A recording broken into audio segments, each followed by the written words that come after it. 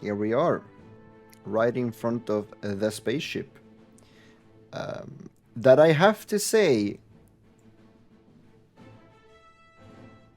looks way smaller than I would have expected from a spaceship that is supposed to, in just like maximum a couple trips, supposed to carry the entireties of Labyrinthos and all population from all of these vast grand cities and continents. It's just, it seems so small. And then I had the thought, but what if what I'm looking at is simply the ether burner, the engine? What if this is the engine? No, sorry, not engine. What if this is the thruster? What if this is nothing but the thruster to the big ship?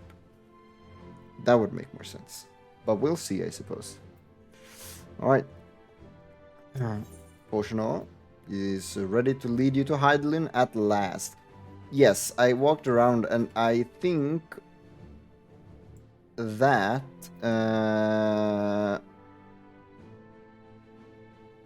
is I think there's an elevator over there that will just lead us down into the core, I suppose. We make for the lift at the center of this chamber. Come. Well, there you go. Yeah, confirmed immediately. Alright. Since I can't fly in here because there are no ether currents inside of this facility, I will ride. Look at this. Look at this. What the fuck is that swirly mess down there? Whatever it is.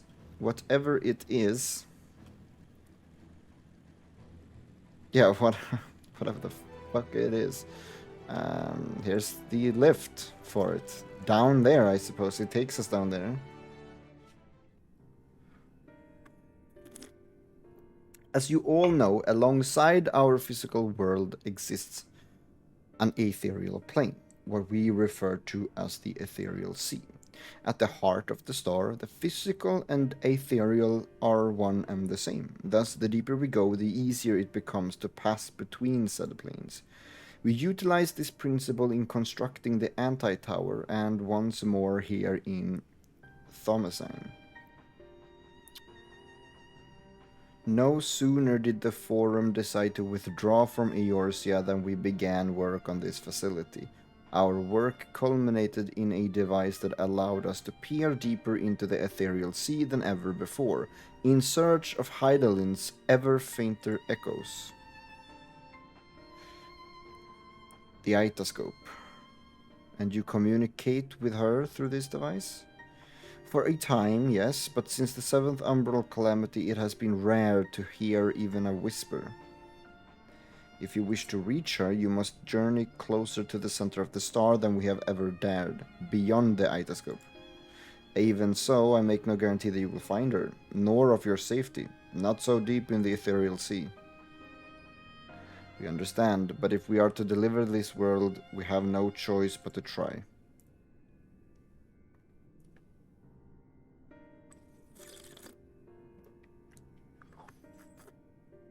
I know. I only wish we could do more than observe your progress from afar. The Itoscope's ocular lens, by which we may peer into the ethereal sea without placing ourselves in hazard, lies above us. Through it, we can watch and guide you. In those swirling depths, there are pockets of ether so dense and turbulent that they can unravel one's soul. If we determine that you are at risk of coming into contact with such a pocket, we will recall you with teleportation magics. To that end, it would be best if one familiar with the composition of your souls remained here to assist in assessing said risk. Otherwise, there's an increased probability that we will extract you too early or too late. I guess Ishtola would be the absolute best for that then, right? please allow me. Or cry? I have thought upon this much, and in truth, I do not believe that I am fit to join you in the trials ahead. The events of the events at the Tower of Babel drained me, yes, but even before that, your capabilities far outstripped my own. This is no time to have a weak link in our vanguard, no matter how much you may wish it were otherwise. If I assist in the manner that Master Fortunal has laid out, however, I may still be of use. Will you trust in me to do so? Oh, sure. I can think of none I'd trust more. Compared to all of the effort you put into keeping us alive while our souls were in the first, preventing us from dissolving into ether on a single expedition ought to pose no challenge at all. Yeah, that's right. And even if we did, I expect you would hunt us down and restore us to health somehow. You flatter me, but rest assured that I will be keeping a close eye on all of you. There is one more thing. Those in ages past referred to the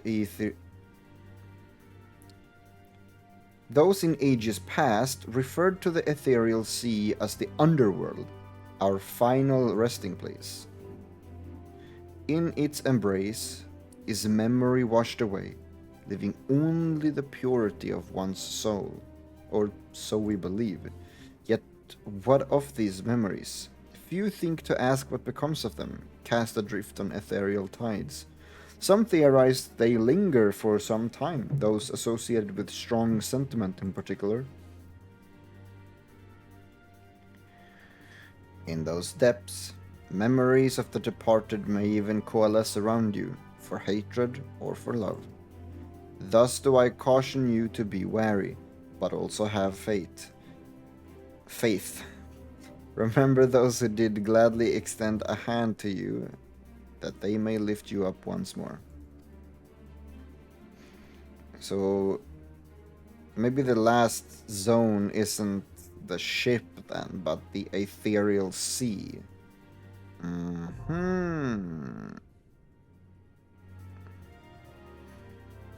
The itoscope is now available.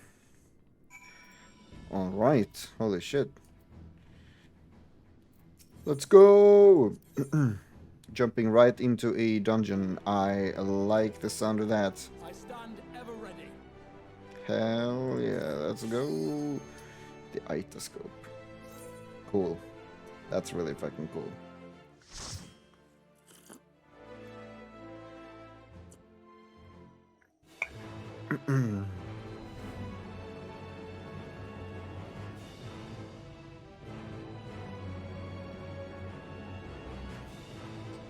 Yo, what?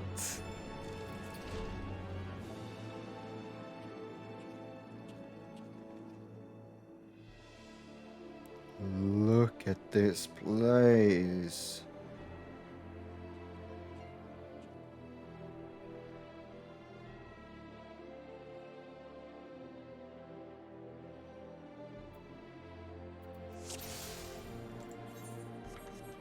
Oh my god, it looks... All seems in order with the lens, and I trust you can hear me. That is cool. Yo, what is all this? Oh my god, yeah, wait, we've seen this. This crystal pathway down there in trailers, I believe, or something. I recognize that. Okay, what are this? Those things are Thinking, pure resenting. the residue of lives unfulfilled. There we go. Alright. A yellow one. Or gold one. Or it's just literally a regular piece of flame. Could be that too. Ilber the Unrelenting. Oh fuck. Oh fuck.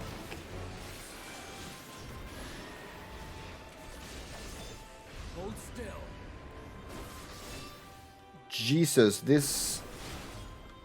Motherfucker is not dying.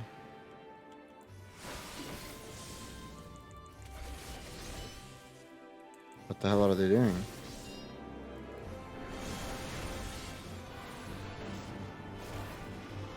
In a rush of familiar wisdom, the memory of a principled scion takes form.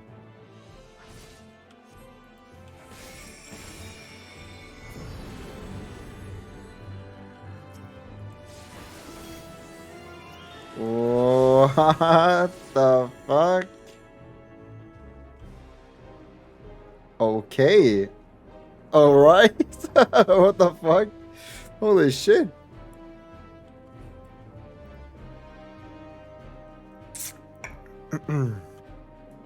Alright, let's see here.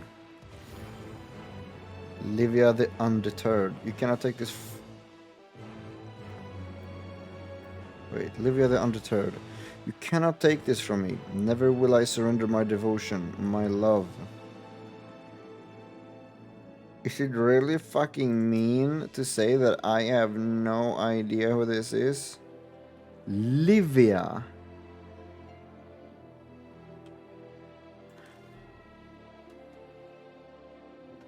Give me a second. Let me check that out. Why do I not know this? This feels dumb. I feel like I should know.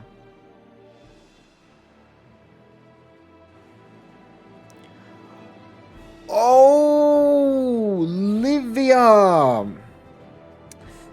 The fucking Livia Sas Juniors.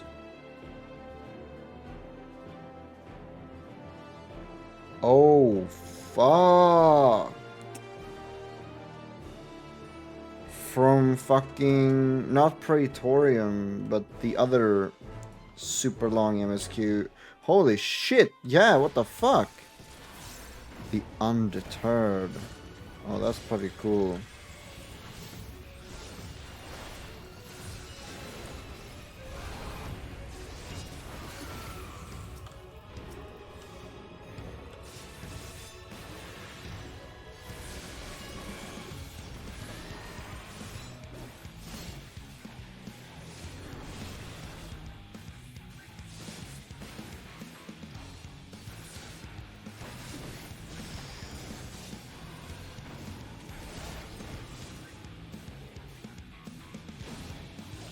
Oh, that was cool. I see. That's really cool. Alright, so we gotta watch out for her things and how they glow. Oh, I see. Yeah, and they're turning inwards. Do we just need to stand on the same places? Yes, we do. Alright, got it. But, let me guess. Those are going to happen at the same time. Because of course they will. Why did I...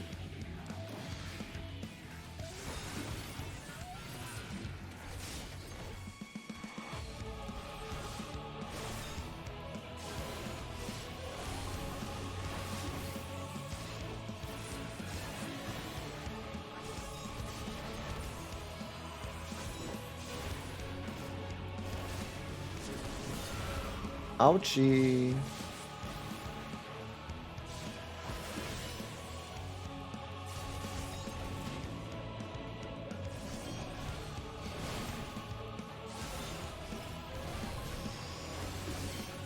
Thank fuck, I'm standing at a good spot. Ooh, that one is tricky though. If you just happen to be in the wrong one. I guess it's good for everybody to spread out so we can know which one is safe and not.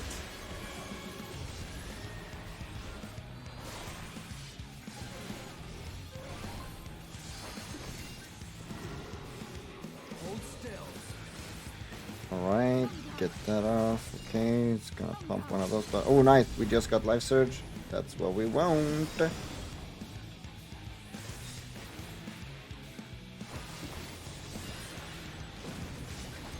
Sweet. Pop that bad boy right there. Frustration.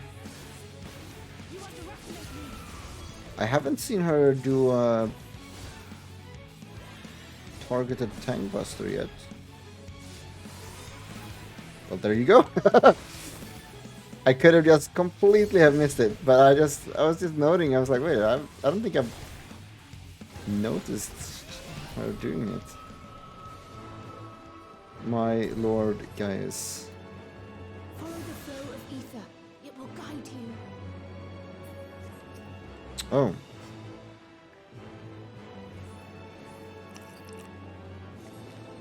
The ether is too dense. Ah, I'm losing you. That's not good. Oh man, look at this fucking place. This looks fucking cool as hell. Yo, I'm so into this. Okay, sinking desire. And sinking dissension.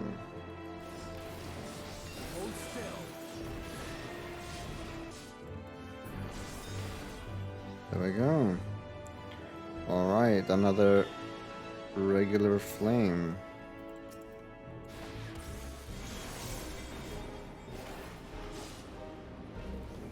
An arch of familiar affection. Member of a valiant archon takes form.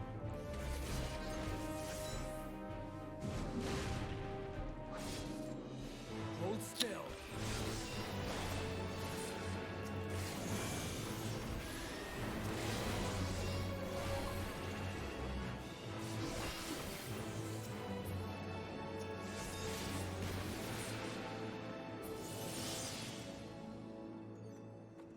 Materia.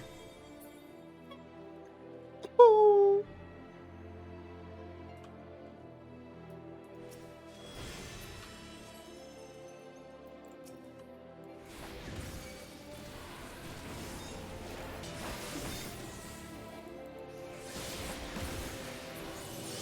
Nice. Bracelets. Come on, I want armor. I want glam. Think I can fit accessories in? Oh my god, Ritatin. Yeah, I do know that. Oh man, I'm sorry you've become such a laughing stock. I'm sorry, man. Oh, Cape Westwind. I'm sorry. That's bad. Hold still.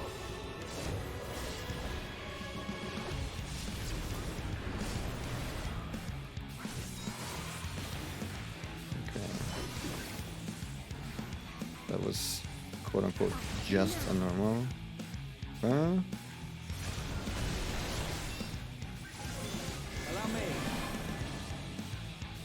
What? You underestimate me. I have no idea what to do. Oh! I see! Cool!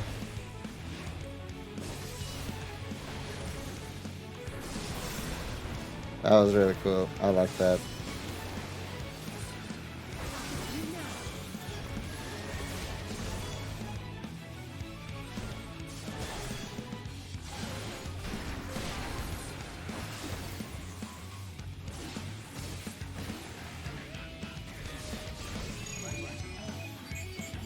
Oh my god, what the fuck was that?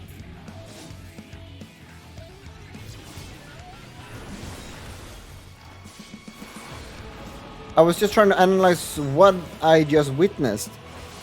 So from where they start to where they finish is where they will just fucking bombard, I guess. Here it comes.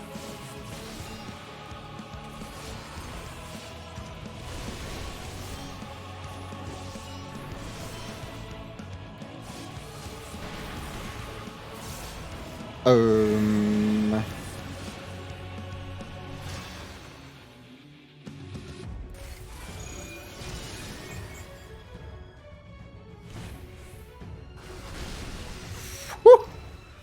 Mein gut.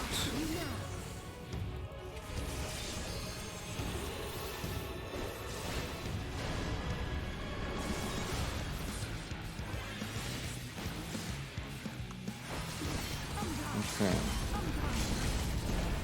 Hold still.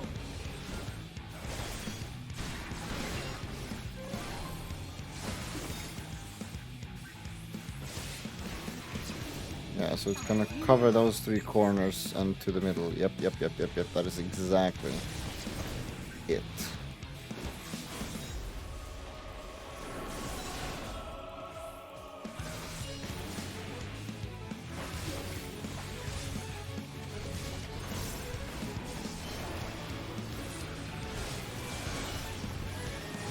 Nice. It's flowing very well.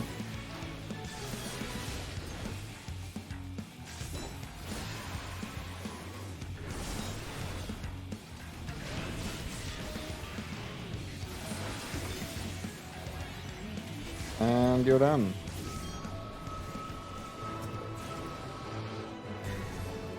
More accessories. Come on now. I mean, it's good. It is good. But yo, what is this? What is this? This looks cool as shit. Look at that. What the fuck? Alright. Oh, well, thank you. That is highly convenient.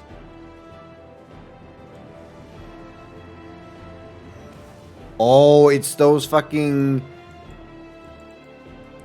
Right, they mentioned. Don't get caught in those bad boys. Oh boy. Graha! I proceed to run ahead before the tank, and then I scream at the tank for not taking aggro. Dude, have I become one of those? I'm sorry, Graha. That was on me. You're right. Shit.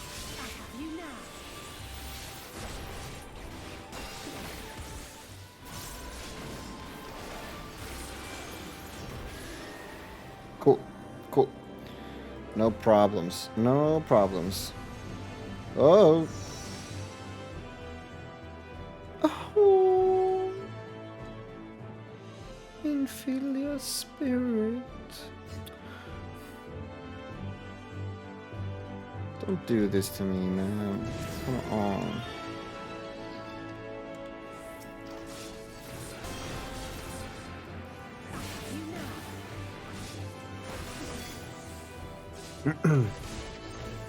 Alright. And he is down. Give me some armor now, come on.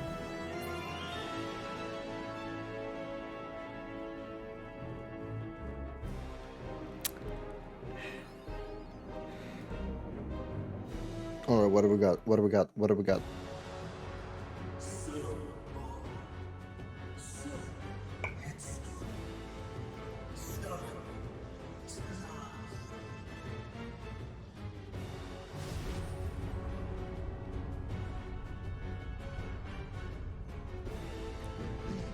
Amon?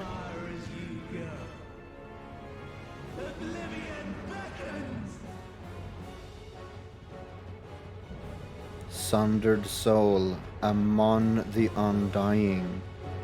Holy shit, I did not expect that. Amon. Alright, let's fuck him up real good. That mask, that of Alex's greatest minds, it'll take more than a bit of theater to frighten me.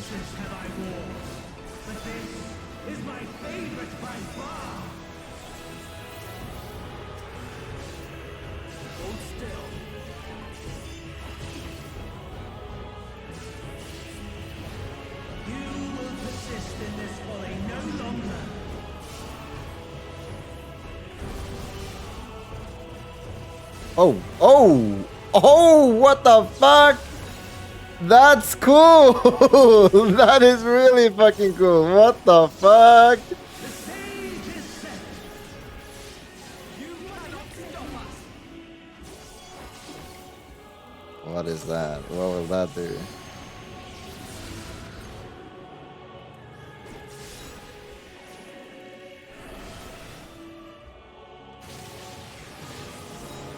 That! Alright. Right, Ferraga Forte. He's right, I guess? Indeed, yes. I know that the NPCs just... they're coded to know the mechanics and follow them. And so if I just tag along, I will never do it wrong. But I want to...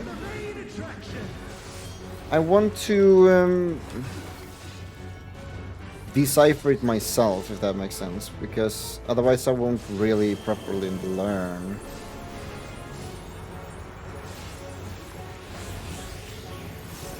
Shiva! You sail! Oh!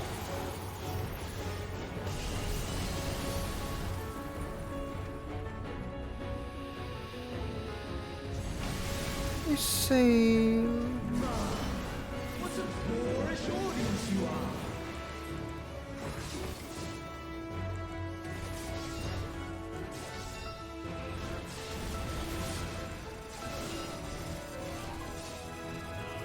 Allow me.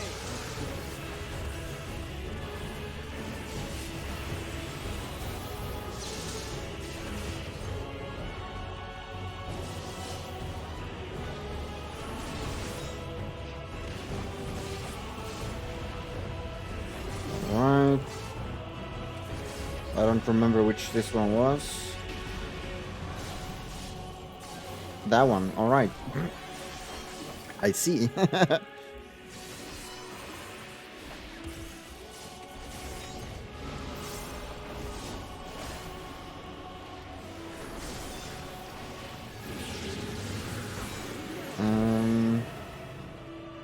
Yeah, this is the place.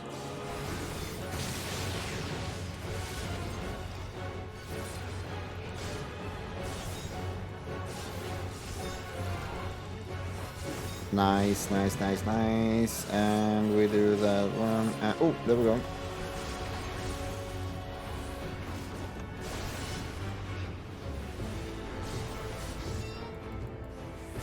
Sweet.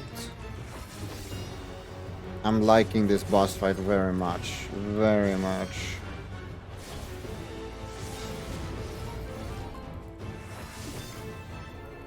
Right. Okay. I didn't even think about that. That's so dumb, really, of me. When it says right, I'm like, oh, it's his right, so it's gotta be... just go to the direction that the attack is called. If it says right, go right. It's that easy. I don't know why I had to think a couple of steps. I mean, I did the mechanic correctly, but with extra steps, which was completely unnecessary. Oh my god. No, but this is fun. This is why I'm enjoying the trust mechanic. To just fuck around when you do it the first time. Learn it. Just seeing it as a learning moment. There we go.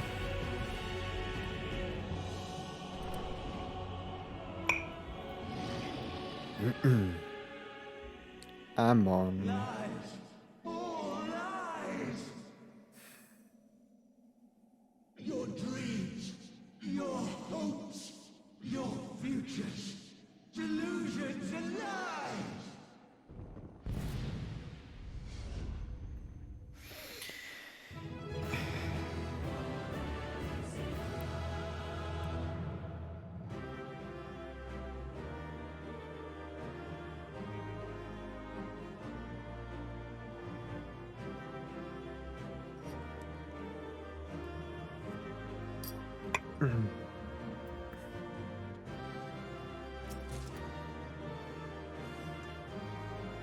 Come on!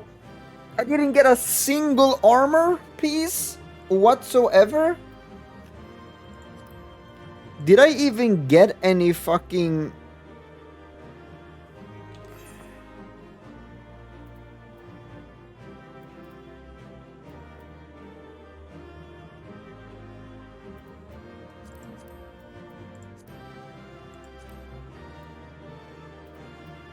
Oh my god.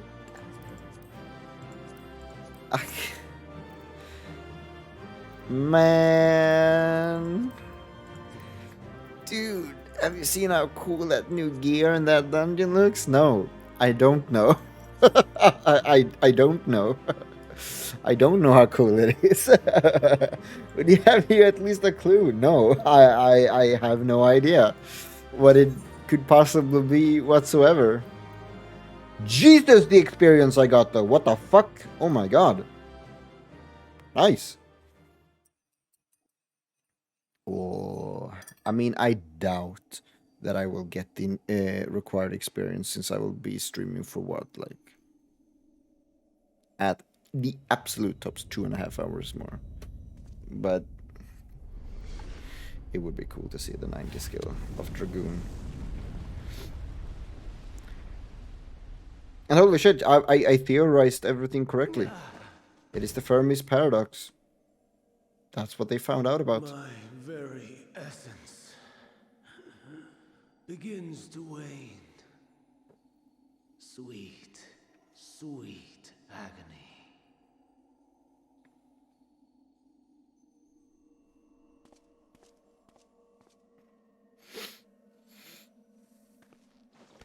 I'm going up there to personally Leave this to him. bitch slap the fuck out of him. No, I'm sorry. No. This is where we go. Come to deal the coup de grace.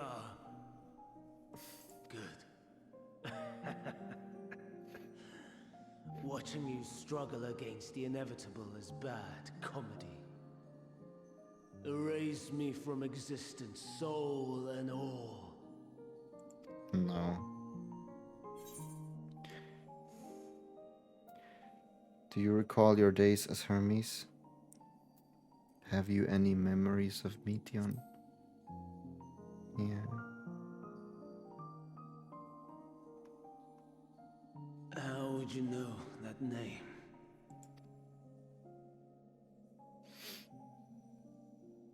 Oh shit, I'm just like spilling the beans. I was there. Then it was you. In Elpis. With Emmett Suck. The final pieces fall into place.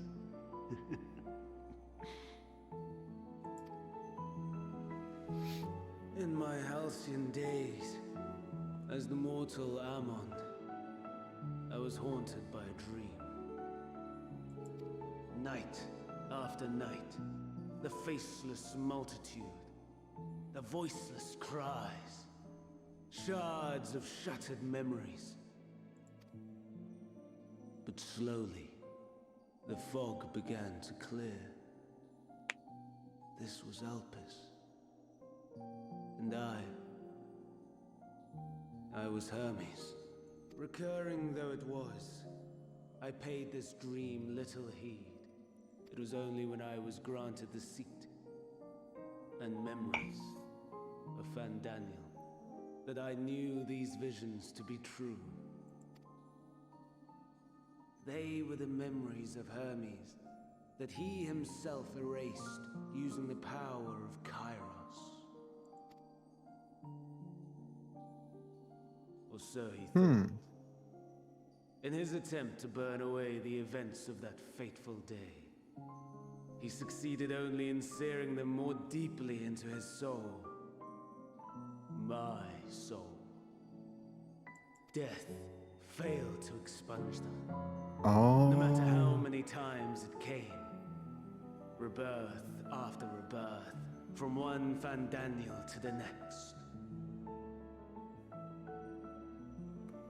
So all Kairos did while granting like memory erasure of that life, the soul, however, of said memories got fucking branded in permanently. So every single rebirth, the memories that Kairos removed were so fucking in there in the soul that every single rebirth kept remembering. Holy shit. I wonder, is Emet adrift somewhere in this ethereal sea? In defeat, finally remembering your time together in Elpis? How it must gall him to be entrusted with knowledge of the final days, only to be rendered powerless to act upon it. So many lifetimes dedicated to restoring his beloved Amarok in blissful ignorance. Oh, folly. But make no mistake, my life as Hermes is not the reason I invited the world's end. I have lived. I have struggled. I have dredged the very depths of despair. And in the detritus of existence, I found the truth. I served a great ruler, powerful beyond measure. The world his dominion. Yet even he and his vast empire were destined to fall, to become one with oblivion. At the end of life's journey lies only death. So I ask you, why live at all? We betray, we torment, we murder. We are wicked, spiteful creatures, without exception. If life is so sacred, so precious, why fill it with such misery? Man wallows in a hell of his own making without purpose or meaning. To live is to suffer, and I would end that suffering by my own hand. It matters not if it flies in the face of all believed right and just. Death is the only solution!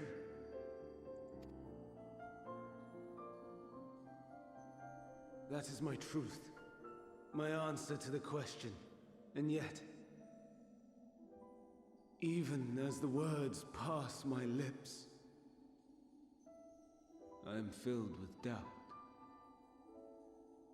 Has my search reached its end?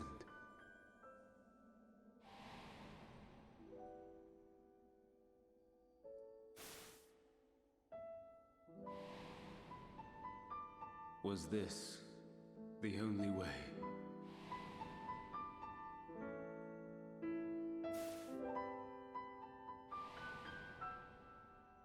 After all these years,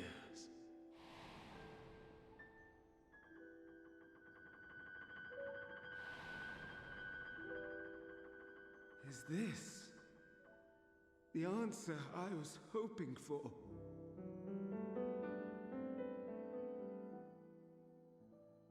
The lamentations of the damned. How it vexes me to see your conviction falter at the last. Van Damme, still clinging to existence, I see. You, who champion death so fervently, unwilling to accept your own, refusing to be purified and swept into the sea of souls. As do I. We prisoners to men, watching as the world turns. Though unlike me, you will be spared the ignominy of having your corpse made a puppet, dancing to another's tune. Is that Arcee? It is. How very astute. But let me be clear, I have not come to consort with the likes of you. Nor have I come to bemoan the state of the world following my untimely demise. In fact, I delight in mankind's downfall and the anguish it brings the savior of the savages. If I played some small part in the chaos, all the better. Not that I was in any position to resist. But to be made accomplice to the betrayal of Lord Xenos. I would die 1,000 deaths to exact my vengeance.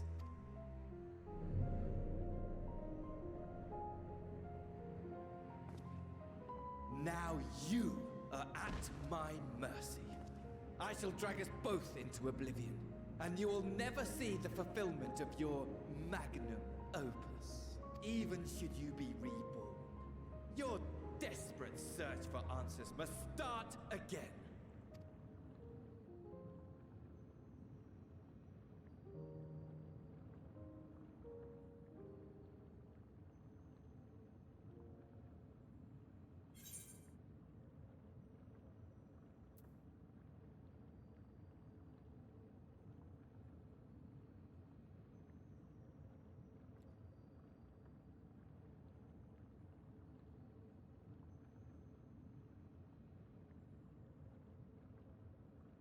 I don't know what any of these answers insinuate. I'll do what must be done. Nothing, or next time we will find the answer together. Yeah, I think that one is the best. Because in the end, I empathize with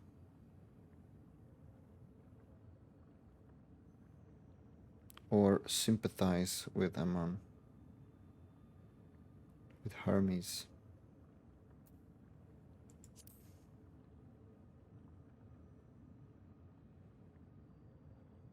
Even here, even now, you have every right to hate me. For the fool I was, for the monster I became. But I will not beg forgiveness. The tale of Hermes, the man who knew so much, yet understood so little, ends here.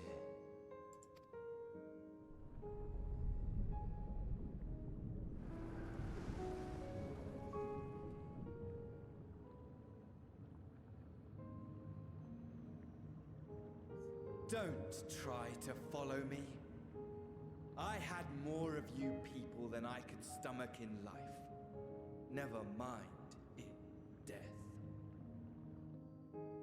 Likewise, I pray we do not meet again. You had better hope not.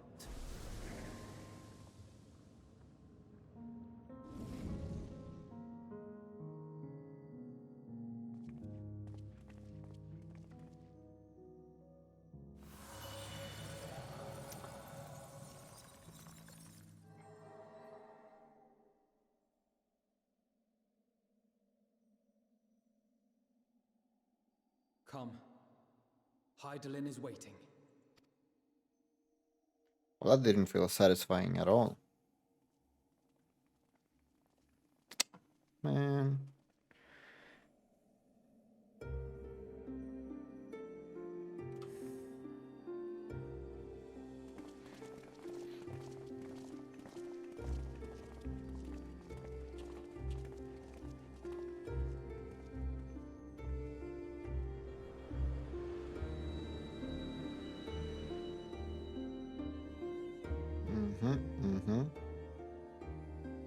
Brave travelers, I welcome you.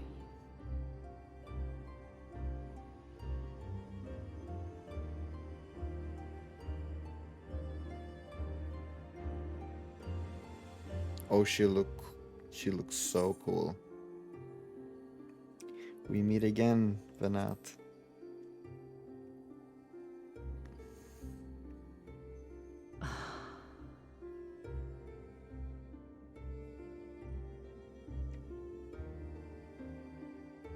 I see. Thou didst journey under Elpis.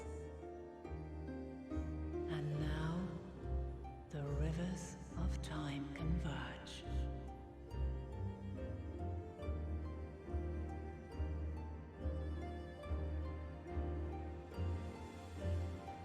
I know why you have come.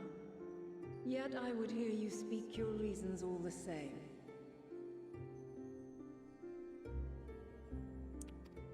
Right. You created the moon to deliver mankind from the final days. But is that really how it has to end? We do not wish to abandon this world. We want to protect the source and all of its shards. That is the most fucked up part, honestly.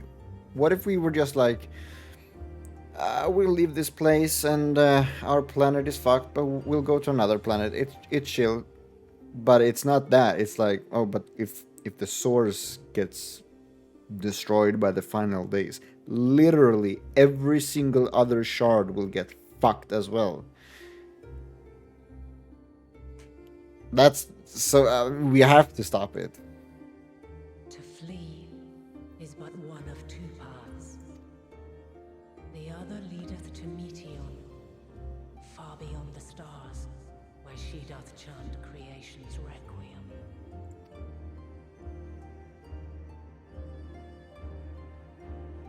Her domain is formed of dynamis, pure, absolute.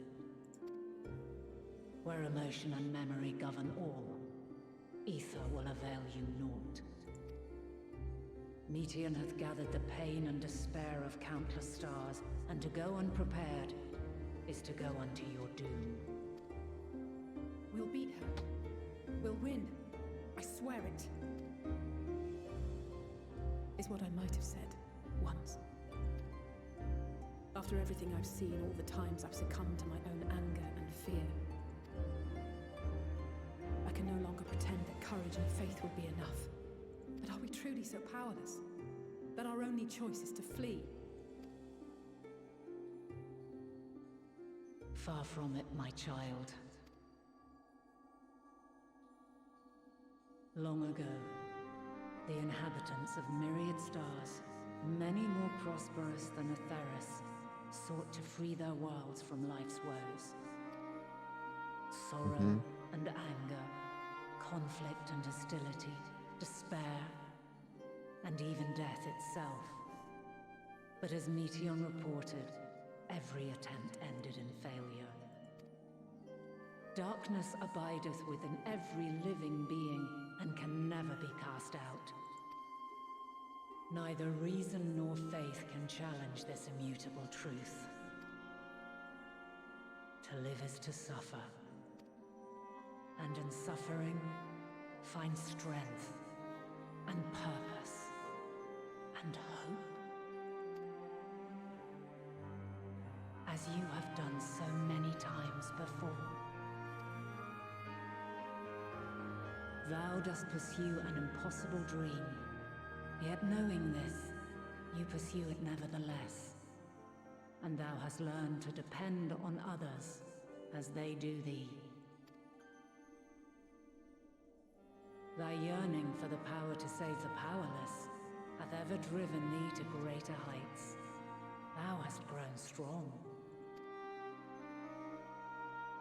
Though those closest to thee no longer walketh by thy side, their love remaineth thy guiding light.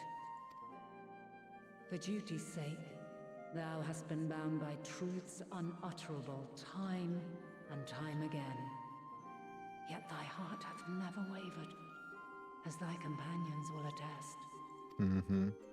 In thy pursuit of mysteries great, all thou believest is brought into question.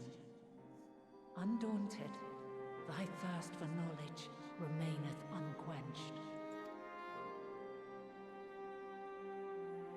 The fires of hatred that once burned in thy heart burneth no more. From their ashes doth spring the light of love, warm and pure.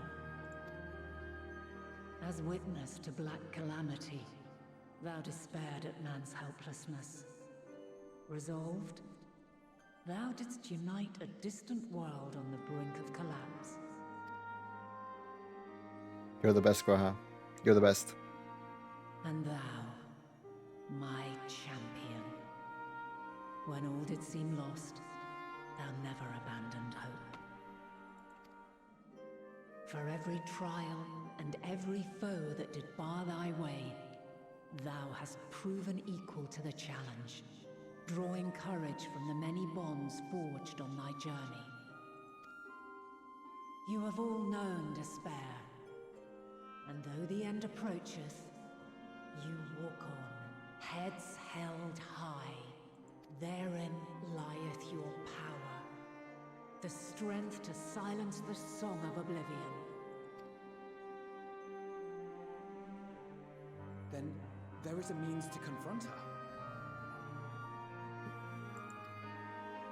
Yes, if you should prove yourselves worthy. Meteon basically just needs a fucking hug. That's it. Meteon and her sisters basically just need someone to just walk up, and even though they are lashing out, just give them a hug and tell them that the world isn't as dark and as full of despair and meaningless as you might want to believe.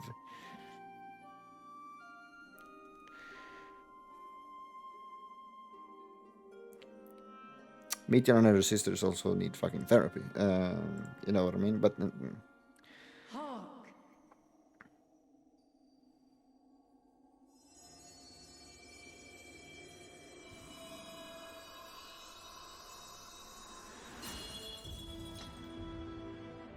Nigh impossible is it to send mortals to the edge of the universe. Should you fail, there will be no second chance. time to fight Heidelin. As the will of the star, I ask of you this. Do you possess the fortitude to stand firm when all around you does crumble? Do you possess the faith to vanquish despair itself?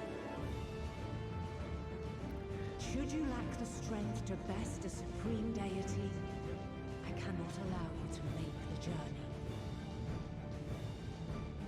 You must leave this star and never return.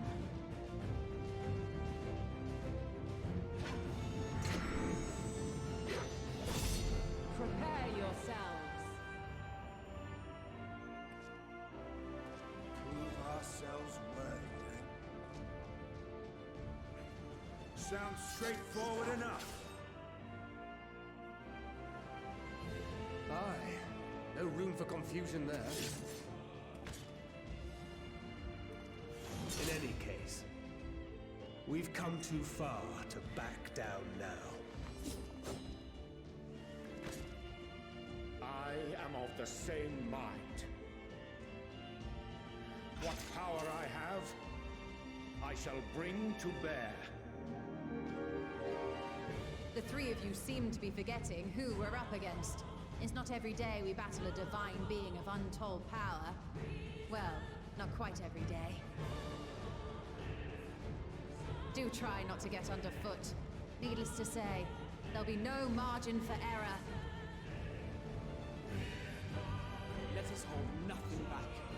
For the people of this world and those beyond the rift.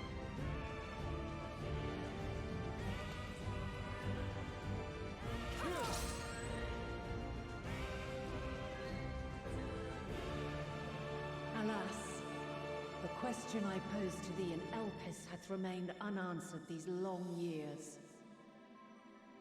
I would hear thy response, warrior of light. Shouldst thou emerge victorious?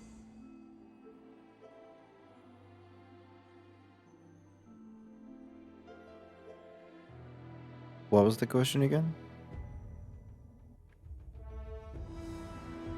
I'm not memeing.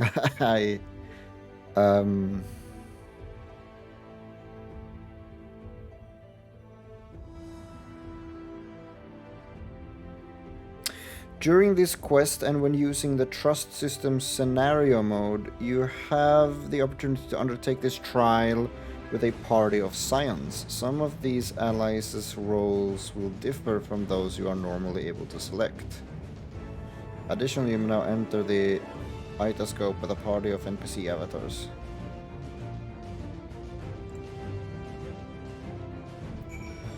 Oh! Oh! I didn't know... How did I miss this? I didn't know you could do the trusts with... I mean, sorry, I didn't know you could do the trials with trust.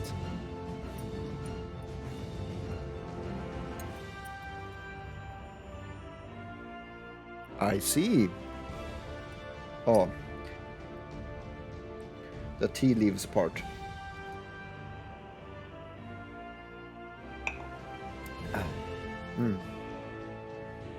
Tea leaves. Alright. Well, I will 100% do this. Every single one. That's pretty cool.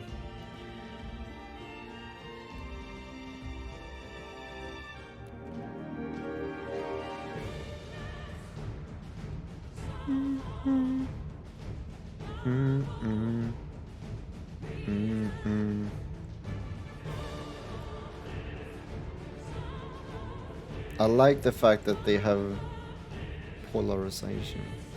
They made a effort of making sure that it's the song answers and different remixes of it throughout this expansion. That is fucking cool. Not just because it's a song. I mean, it's a great song, but you know, it has direct relevance in this expansion. It's really cool. It's fucking genius. All right, let's fucking do this.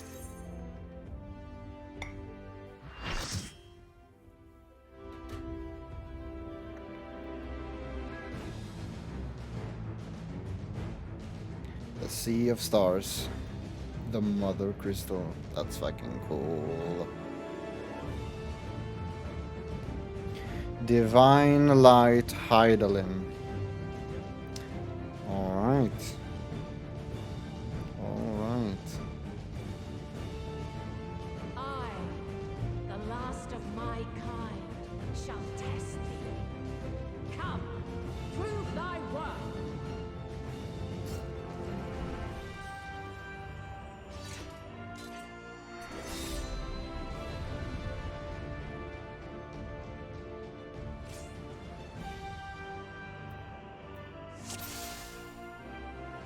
Burning for battle. Sustaining most damage that would normally result in a KO will instead ignite the will to leave. Okay. I assume because it's a trial and it might take a long time or something. Here's metal, armed with a hero's blade. Let's go! Have you the strength of will to alter man's fate?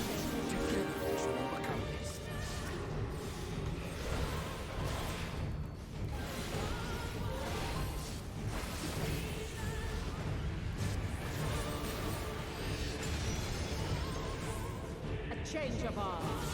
May the test continue.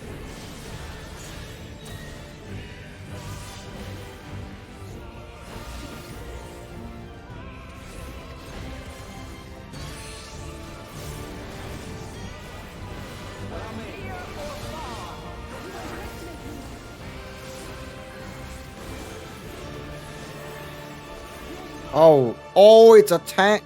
The tank specifically. That was a cool one. I hadn't seen that before. Alright. Dawn Mantle.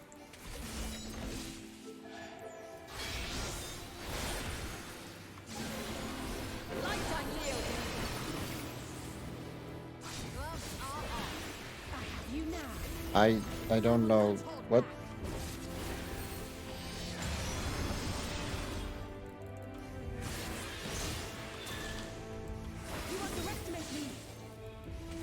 Dawn Mantle.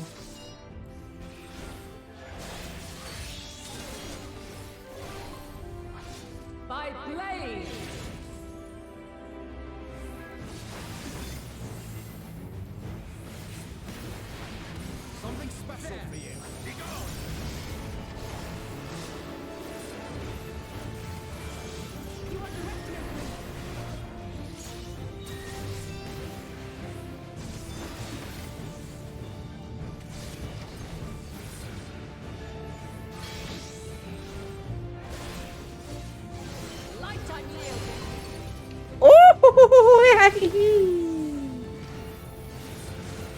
I should be dead.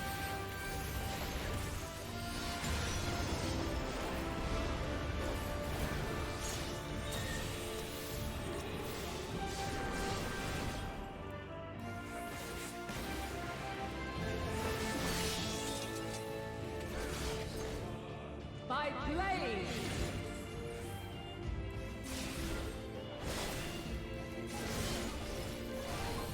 Crystals of light, to me!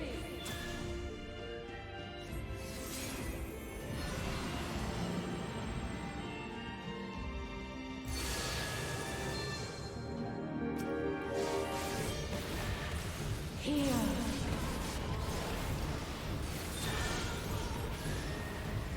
The song of creation's end. Feel. Oops. The sorrow Totally botched that. of demise. Think.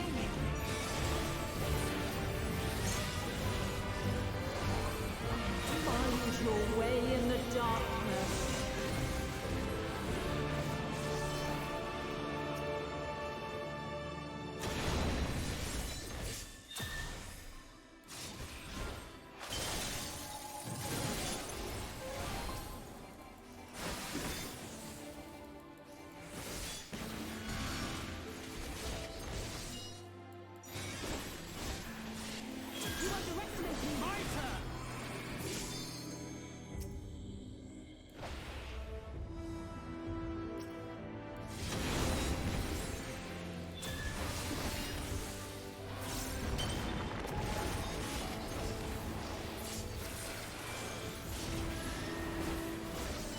Guys?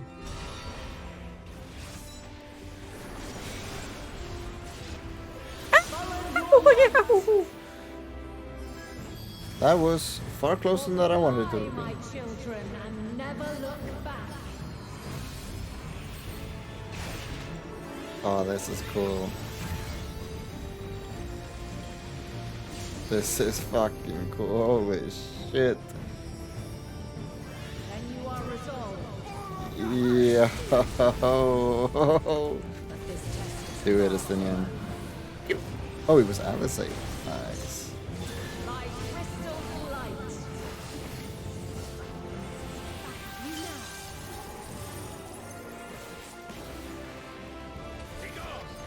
Allow me.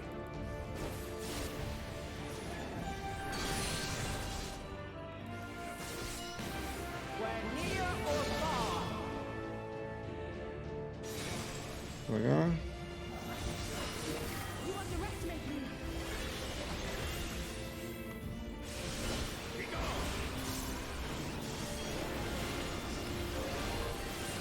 There we go. Pop that, okay.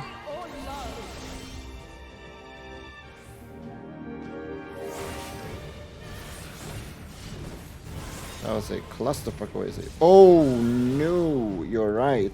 Keep standing here. Yeah, they are coming back. Alright, yes. This is super cool. This fight is really fucking nice. Green. Light unyielding.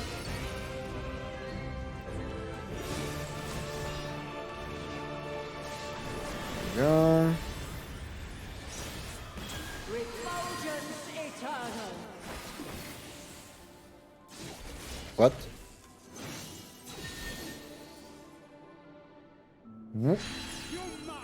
I think I understood. Yeah. It had like the lines were marked where it was gonna be split.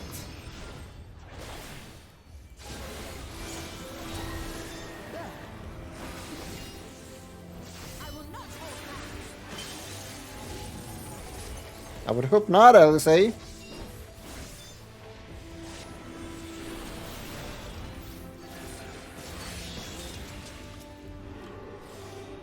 By blade. That was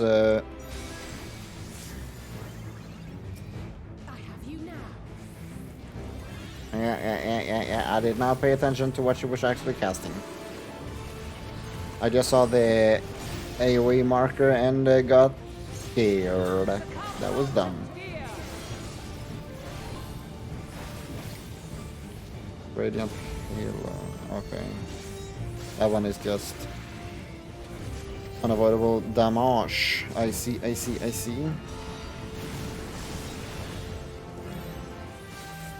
Floods.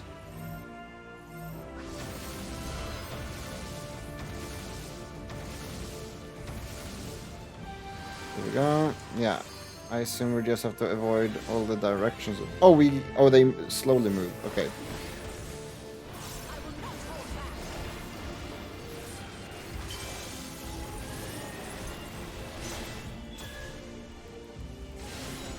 Dawn Mantle. Let us see what color it is.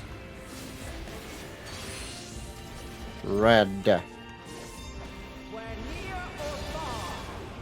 we go.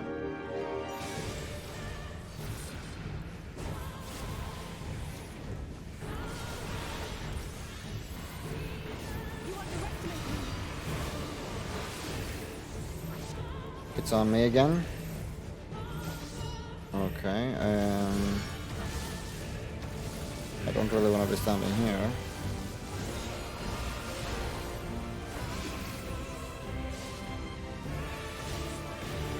Thank fuck that they're moving extremely slowly.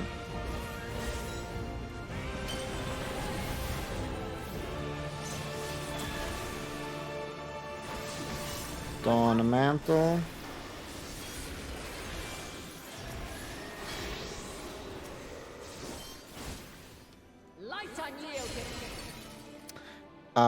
Once again, dude, are you dead ass? How do I... It was literally the same thing. I am officially declaring myself brain dead.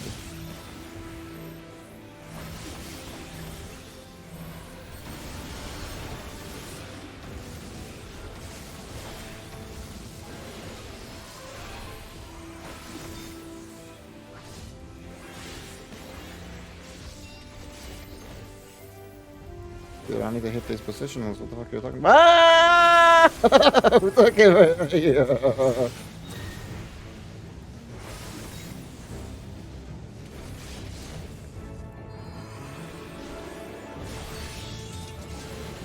It's blue. Wait, what? Oh, for some reason I thought it was in an X, not a plus. Well, how wonderful.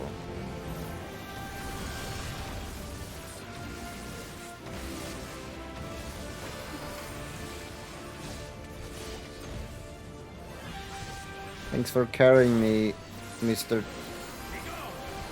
Trust Party.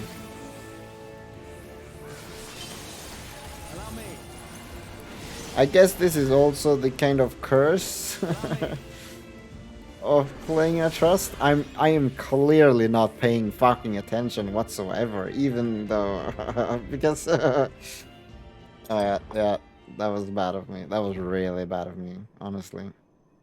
The same thing every time, dude. At last, man has the strength to.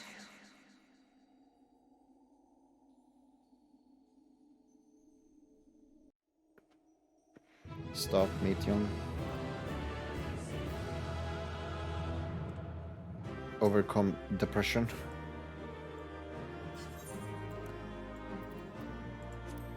Boop.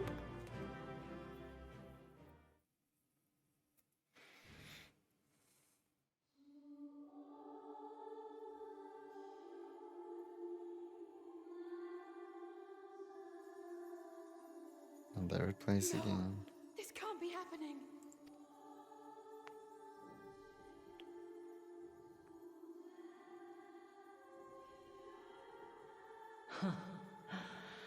Though my power is in constant flux, I have always kept a reserve for this very moment. It was a true test of your prowess. You have done well. What was the question, though? Please tell me you'll repeat it. I must ask. By sundering the world into 14 shards, the ether of all living beings too was divided. This reduction would in theory allow us to more easily interact with Dynamis. Having seen mankind brought to the very precipice of extinction, you wished for us to develop a means to overcome despair. You believed we had the potential, and sundered all creation to see it fulfilled. To deliver us to that swirling maelstrom of Dynamis in which our foe hides, and grant us the power to defeat her once and for all. Is this not true? It is as thou sayest. 'Twas the trial to which I subjected mankind, and it hath led to untold bloodshed and suffering. There was no kindness, nor justice in the tragedy I wrought.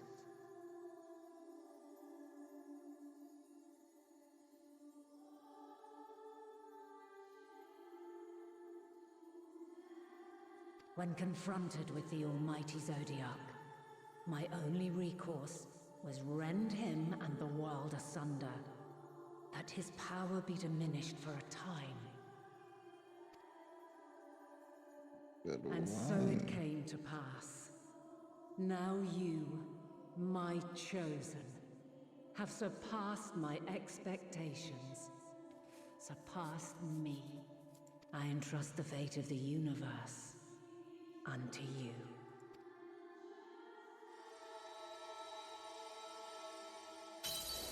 This crystal contains the memory of Meteion's passage through the stars. Deliver it unto the Loporrits. They will guide you to her. I thought I was going to be able to see the memories. Okay. Though they may be capable of crossing great distances, there is a vast difference between traveling to the moon and the furthermost reaches of the great expanse. And unlike Meteion, we cannot simply soar on waves of Dynamis to our destination. Indeed. To make such a journey would require an astronomical amount of ether. All of the ether inside of you, Heidelin? But a solution lieth close at hand. Yeah. Heidelin herself, not. Of course. Right? Yes, my child. Ever since I became the will of the star, the ether drawn here had slowly crystallized. Oh my god.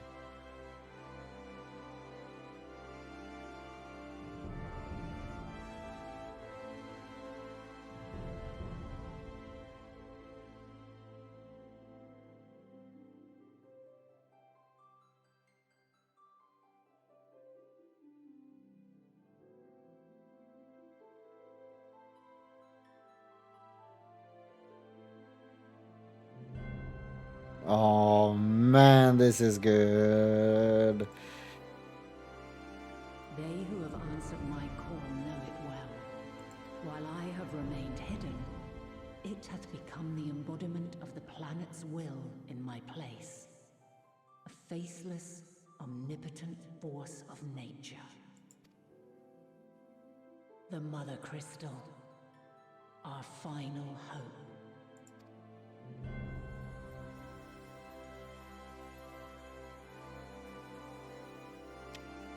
Alas, I can do no more. The fulfillment of this task doth fall to you, my chosen. Now, heed these words. Darkness and light, despair and hope. As goeth one, so goeth the other. Become light, become hope.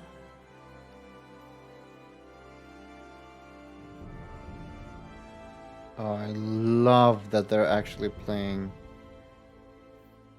I have a gift Final for thee. Fantasy theme. Come Oh. closer.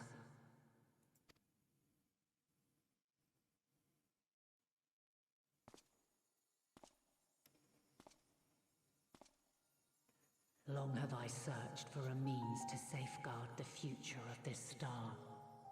Though I knew failure after failure, by recalling thy tales and my promise to thee, I found the strength to carry on.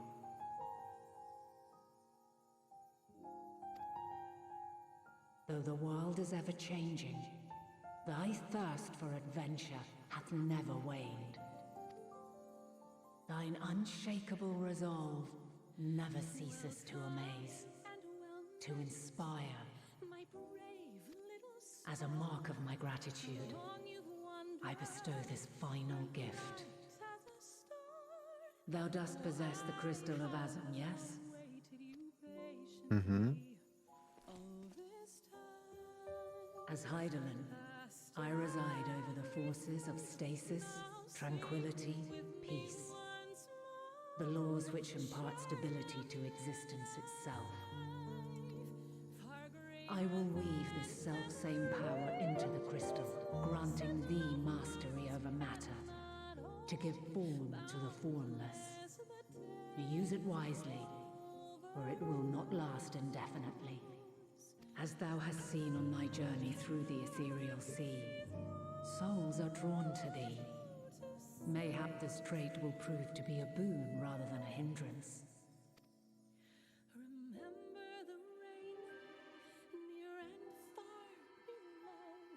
Like creation magics? Is that what she means? It is thy hopes and prayers that enable Azum's invocations and give them life. So keep them close. But pray, remember this. When the way forward is hidden, even from the mind's eye, look not to the invocation, but within yourself. These were the words of the crystal's original bearer.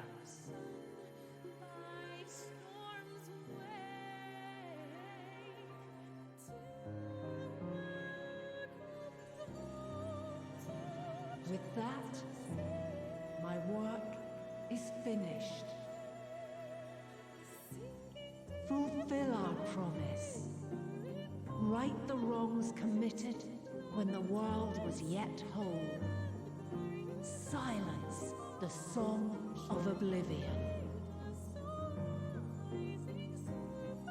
Teach her a brighter melody. Show her our journey is far from over.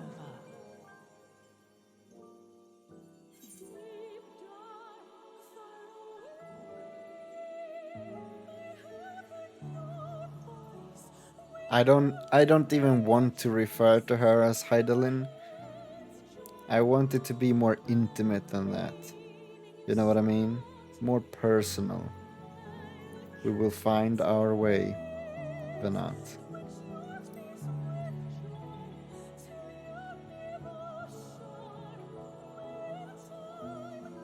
Oh.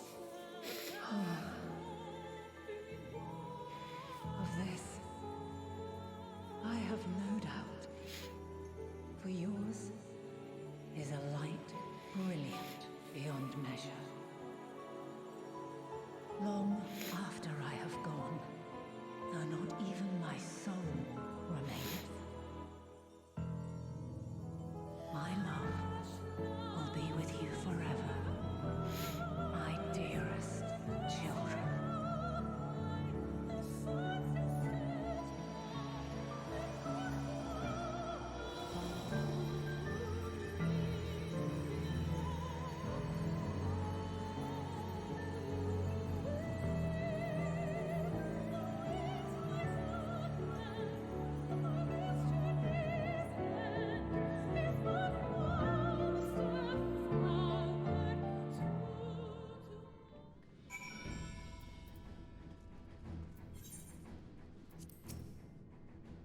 So we killed God.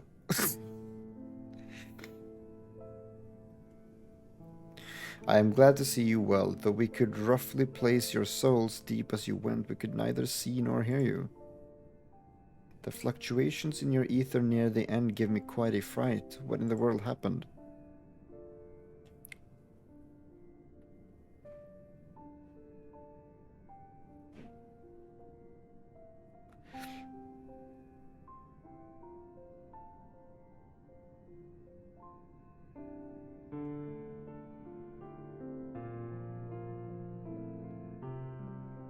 You mean to say Heidelin is... No, there's no time to feel our feelings. We must carry out Heidelin's will without delay. We'll find Meteon if it's the last thing we do. Okay, so then I suppose maybe... Because it was pretty clear that the Ethereal Sea wasn't going to be the zone when the dungeon took us through the entirety of the Ethereal Sea. And at the end there was a trial. So it was clear now the Ethereal Sea won't be the end zone. Which only left the spaceship as my previous theory. But now I'm guessing like, well, what about these very edges of space or wherever the hell Meteon is? That could be the other zone. If you wouldn't mind heading over the crystal, that is, the fancy navigatory one.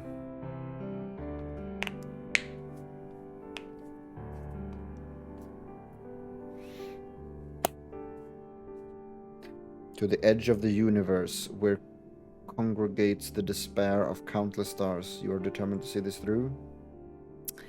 Yes, we are. Should words fail us, we will fight to the bitter end. I really, really hope that there's a way that we can make Meteon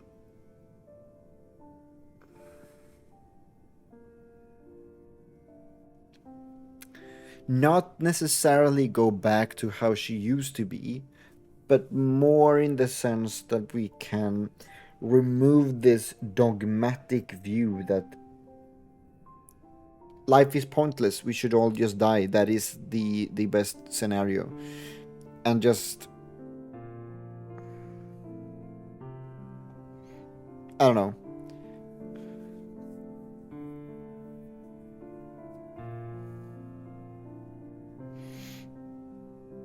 We'll see. I know that it pains you to accept this. Would that I need ask nothing more of you, yet we have only two means to travel the great expanse, the moon and Charleon's Ark.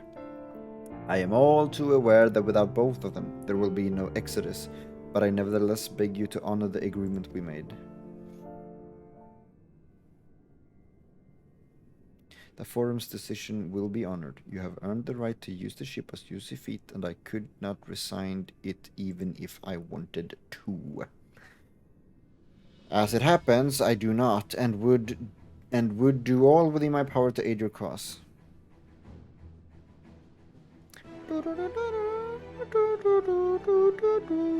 With that all settled, might I suggest you rest a while. No! What is happening? We don't have time to rest! What do you mean? We're already extremely pressed for time. Proving oneself to Heidelin is never easy, and despite our unparalleled genius, we'll need a day to make the necessary calculations. Okay, fair enough. Alright then. You may as well take advantage of it. Fair. You can chart a course through the sea of stars in a single day? Ye gods. Shall we head above ground for some fresh air then, and perhaps a nap? Sure, let's nap, I guess.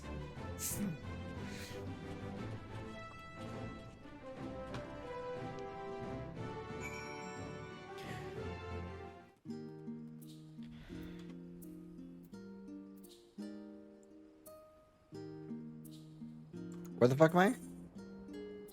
Oh, I was like, I can't use my fucking mounts? What do you mean?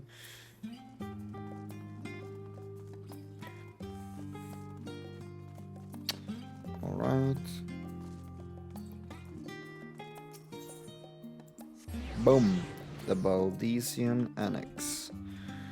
Alright. Let's head on in there. Aha, I've been expecting you. I heard about your foray into the Ethereal Sea. The students have ventured far and wide, but never quite so deep as that. Are you experiencing any after effects from your prolonged exposure? Nausea, dizziness, hauntings? Well, have a pleasant sleep, and if you do experience any unusual phenomena, please let me know. I shall add it to our records. What the fuck, dude? Alright.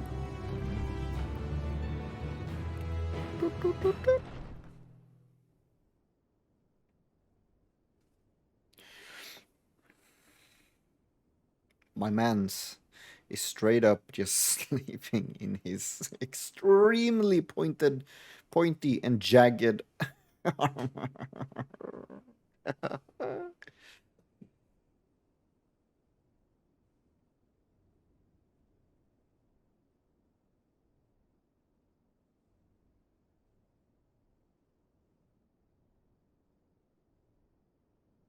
What?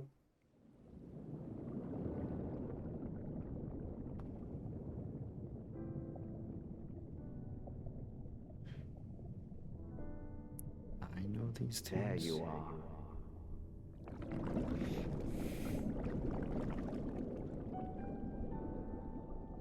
Some time, indeed.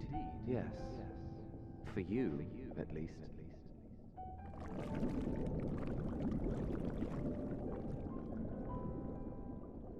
Believe me, I'd meant to get some proper sleep. But here we are, drifting along instead. Well, well, you too. And so we remain, to watch and wonder.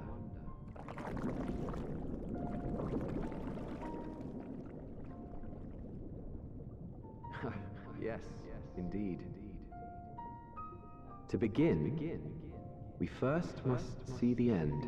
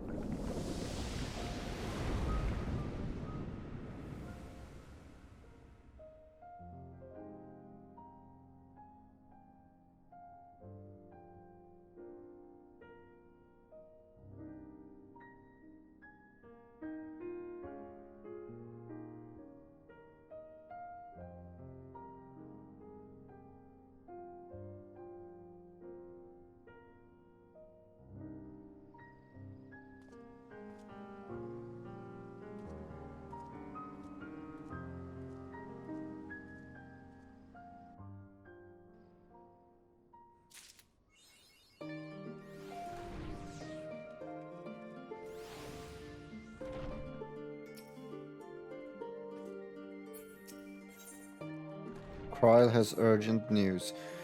I trust you've had a good rest, Zelen. An envoy of Master Fortuno arrived not long ago with the message the Loporits have determined Meteon's location. We've been asked to gather at the Rostra. I'll meet you there along with the others.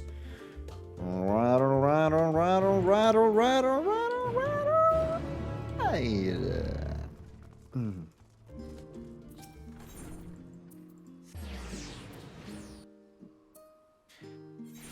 Let's get our asses over there. Each and every one of the signs should be assigned their own Meteon sister, and we should all just give them a warm embrace and just tell them it's okay. I feel like that's what's needed, honestly.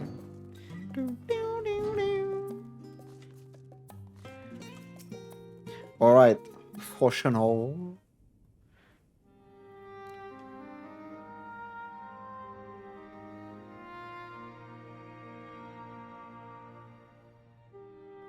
Everyone appears to be present and accounted for. Good. As you know, the Loporits have deduced the whereabouts of Meteon by means of a crystal bequeathed to us by Hydaelyn herself. Your quarry's location is a place far beyond the moon, in the farthest reaches of the Sea of Stars, at the edge of creation. Jesus! A veritable Ultima Thule. What? Indeed. How then are we to reach it? An excellent question. Luckily for you, I have an equally excellent answer.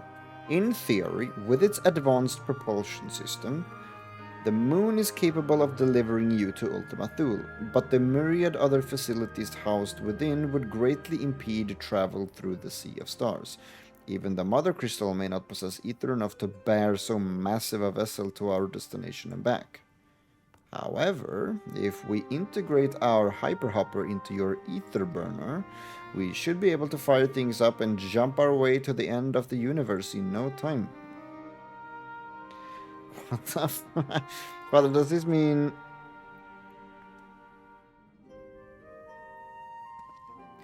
Bear in mind, this decision was not made solely at my discretion, but with the consent of the Forum.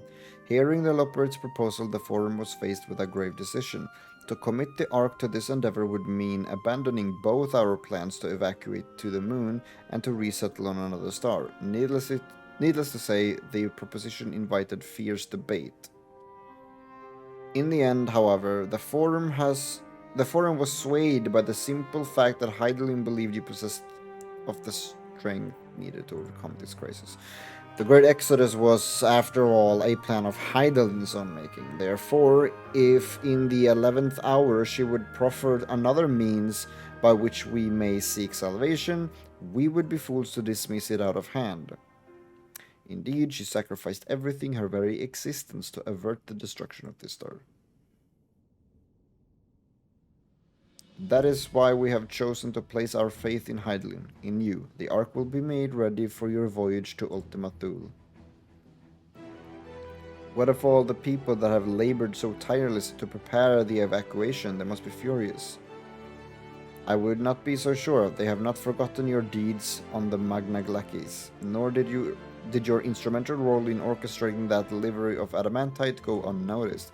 No, the people do not protest. Quite the contrary, they have expressed unwavering support for you and your mission. Are the Loporrits too willing to abandon the Exodus? Were you not listening when we said we were born of Hydaelyn's love for Aetherius and its people? If it means your survival, we would do anything to help. And you'll most certainly have need of our expertise where you're going. There's no guarantee Ultima Thule is a place that supports life, an otherwise vexing problem our know-how can remedy. Besides, Hydaelyn chose us to lead the way to Meteion. Why else would she give you a crystal only we can decipher? But more importantly, we were perfectly content to evacuate Aetherius until you brought us here, Urianger. And now we've enamored with the place. What choice do we have but to save it?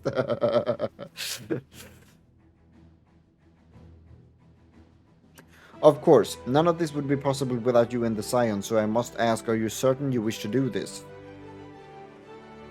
Nah, let's bail.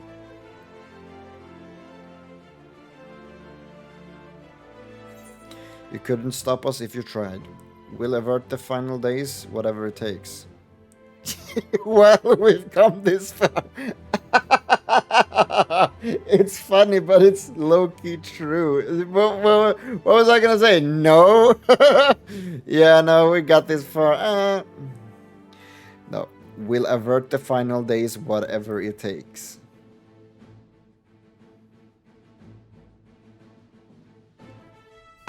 See, Alice speaks my language now. This is why we get along so well. Very well, we shall inform the Forum of your decision and begin preparations to bolster the Ark with the Hyperhopper. Hyperhopper. The Loporrits will coordinate with the Ilsebard contingent to have the necessary components transported via the Tower of Babel. Babil! Of course, it will take time until the work is complete.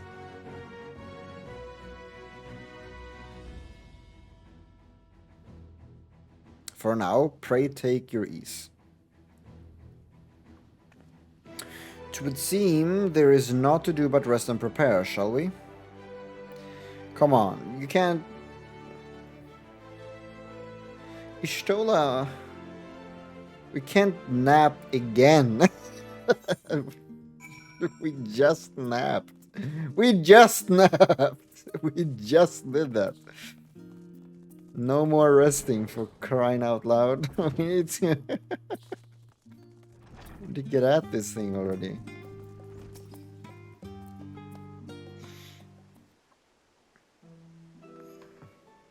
Ere we depart, we must leave nothing undone. Quite, though it is difficult to conceive of how one can best prepare to brave a domain where dynamis governs all. Nevertheless, Hydaelyn deemed us worthy of the trial that await. For lack of any other feasible options at this stage, let us trust in her judgment and face Meteon as we are. Yes, which leaves the not so small task of coordinating our efforts here to you and Tataru. If all goes to plan, we'll be back before you know it. I certainly hope so.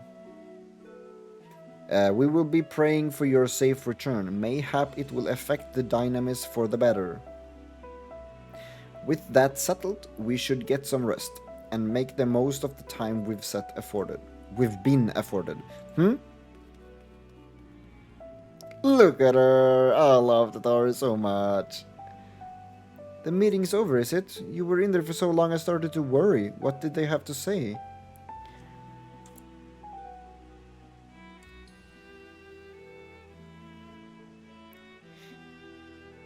The edge of creation, I see.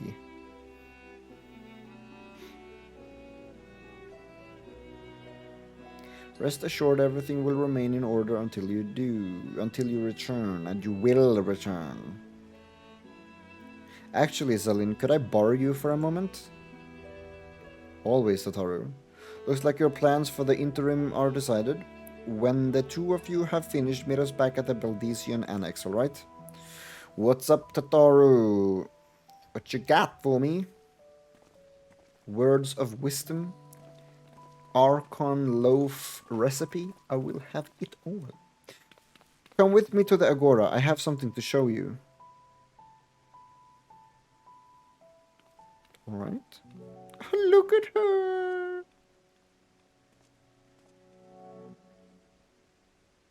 So adorable. Alright, to the big crystal. Pop.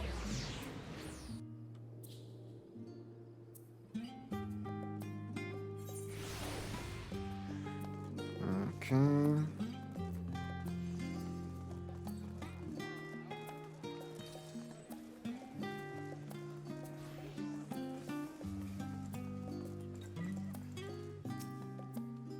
Welcome, Zelin, to Tataru's... Wait, what? Welcome, Zelin, to Taru's boutique. I've always done my best to provide the signs with fashionable attire, but in your case, specifically, I make an extra effort to strive for the most functional yet stylish clothing one could ask for. Not that I'm playing favorites, but you are the warrior of light. Faced with this unprecedented crisis, I knew you would need an ensemble unlike anything I've created before, and that I wouldn't be able to do it alone. And so, after enlisting the aid of the world's finest artisans, I finally completed my career-defining masterpiece. But then inspiration struck and I saw a golden opportunity just begging to be seized. With the help of some Tavnarian refugees, I decided to set up shop here in Charlian. Of course, I would never charge you for any of our works. Perish the thought. Varsarud, how are things coming along? Everything is in order, Miss Tataru. We will be ready to open shortly. Which is why I brought you here, to be our very first patron. Would you mind waiting here for a moment longer? Is this where we will get our, like, level 90 gear? The following event cannot be skipped. Oh shit. Wait for Tataru's boutique to open? Yeah. Look at her standing there. Oh, so cute.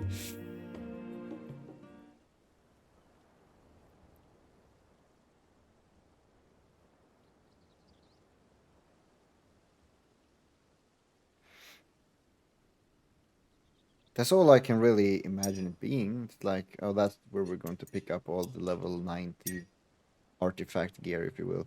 Ah, I did not expect to find you here.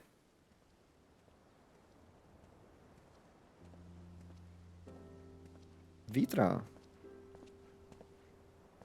Or Fashan.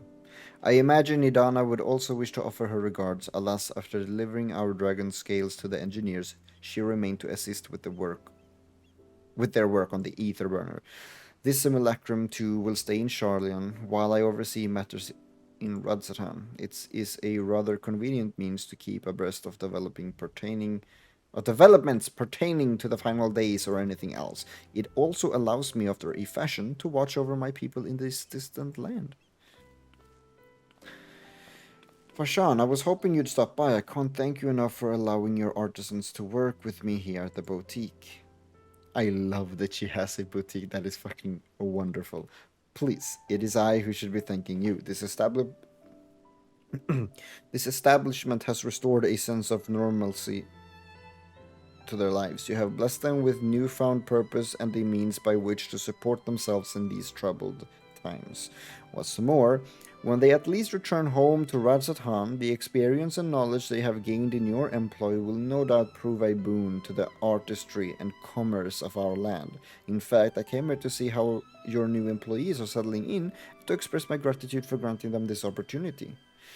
It's an opportunity for me as well, believe you me. Your artisans have taught me so much about Thovnarian craftsmanship. Their resourcefulness and ingenuity are nothing short of inspiring. I can't wait to see what kind of wonders we come up with. That's adorable. I pray you every success in your endeavors, Mistress Tataru. Before coming here, I heard word of the forum's decision, of what will soon be attempted.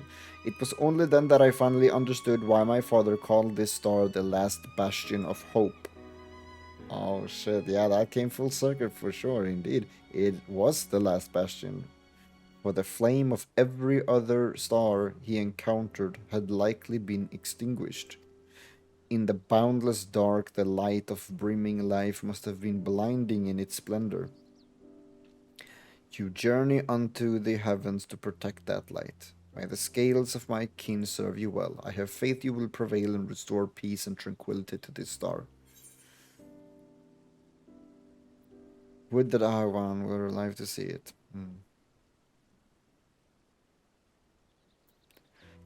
I should like to visit Rotterdam again when this is all. No. Would that Ahawan were alive to see it. I will not see his sacrifice squandered, nor shall I rest until Rajasthan is returned to its former glory. Nice. Forgive me, but I must take my leave. Fare you well, and remember, the people of this star have not yet given up hope, and neither must you. And neither must I. Even her little wave is cute.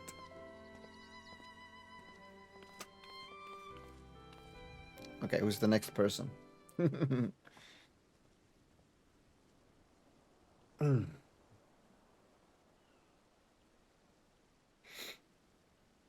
What is that dude doing there in the corner, all exhausted like?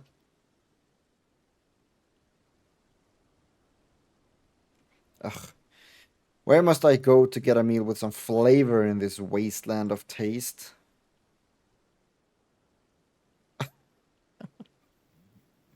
Motherfucker, dude. Yeah, they play the buffoon music immediately. Zillion, old boy. My, whatever are you doing here? I'm waiting for some clothes.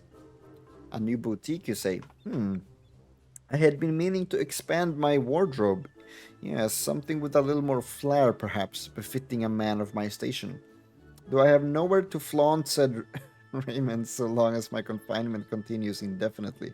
I, the young Lord Fortoms, insists that, so long as there is work to be done, no matter how trivial, I must abide here in Charlene. Thus do I toil, though every fiber of my being rails against it. Why, I've even suffered the company of that brute Sicard to see supplies transported in a timely fashion.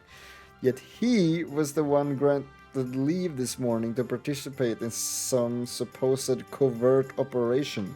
So I suffer instead for his otherwise welcome absence.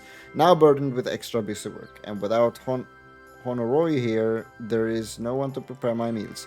I came here in the hopes of finding a nice cafe, perhaps. Alas, the Charlean delicacies I've sampled were lacking in every respect. Have you tried Archon Loaf? If a hearty meal is what you're after, I'd suggest the Last Stand. Yes, that's the shit right there. The cafe over on the pier, their cuisine didn't hear all that appetizing, but if you vouch for their cooking, then perhaps I will give it a try. Thank you for the suggestion, and ta-ta for now, old boy. Old boy! I'm sorry, what? What the fuck are you calling me?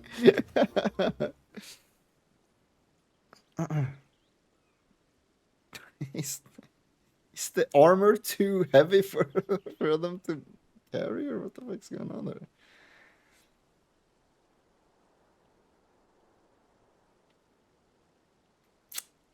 And someone will say something. Well, is that Zelin and Tataru I spy?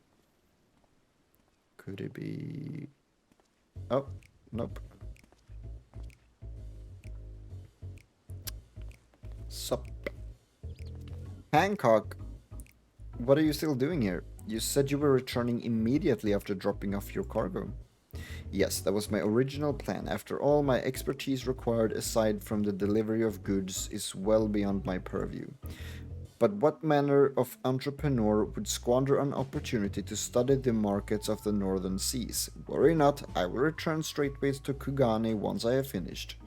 Of course you would find a way to turn this crisis to your advantage. She wounds me, the industrious woman running a new boutique. I am not blind to the travails of those who fight on the front lines to deliver us from ruin. Indeed, I have every confidence they will succeed, and I would make myself and my business ready for their return. If you believe in them so devoutly, then why not put your money where your mouth is? Fair enough, Tataru, fair enough. There is not more I can do to help ready the Ark and her heroes for their maiden voyage, but on your return I shall host a grand celebration in your honor at the Bokairo Inn. Accommodations are quite costly given the reputation of said establishment, but the East Aldenard Trading Company would be honored to foot the bill.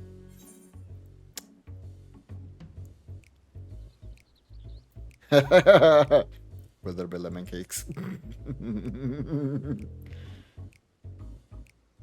Oh, a man of... Wait, what was it? What did he say? He didn't say a man of tart tastes. I see. Okay. I was like, wait. Yes, there will be lemon cakes and much, much more. The finest delicacies the world and Lord Lolorito have to offer.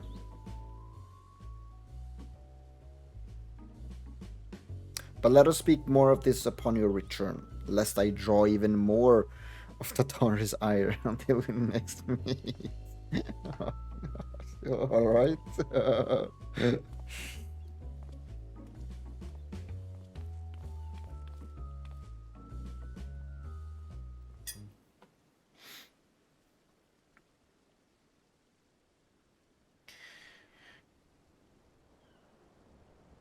And one look to the right, and then we'll get another speech bubble. Here. Oh. I feel bamboozled. Ah, Zelin, decided to spend your time at the markets, did you? Hey! There they are, the squad. Tataru. Biggs, Wedge, I take it work on the Ark proceeds apace? Aye, it does indeed. Collaborating with the greatest minds of Sharlayan and Radzat has been a rewarding experience, and that's to say nothing of what we've learned from the Loperids. The Ark is unlike anything we've ever had the pleasure to work on. Even Nero was rendered speechless on more than one occasion. I can't wait for you to see it. And you'll never guess who paid us a visit before we came to Sharlayan. Alpha. I think he sensed the coming danger and returned to check on us. No, I saw Alpha. Didn't say a word, but I saw Alpha. He was always one to turn up in a time of need, and I suppose that's why he decided to join us here in Sharlayan. Good thing too, I don't know how he does it, but he has a knack for brightening your day just by being there. It's still hard to believe we have the means to send you off into the great expanse though, to the farthest known reaches of, well, everything. I never thought I'd live to see such marvels, yet here I am.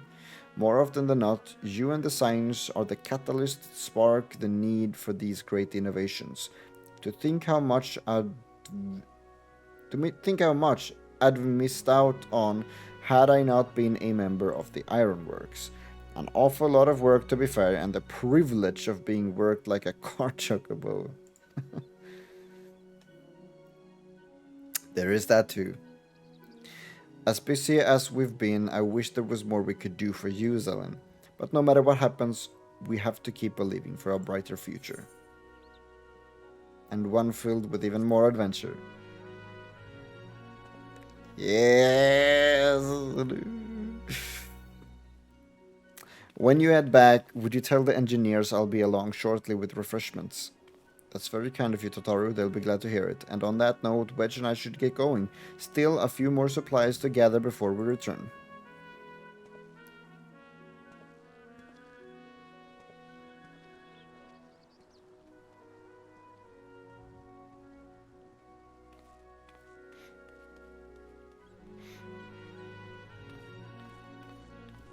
He's hella in love with you, 100%.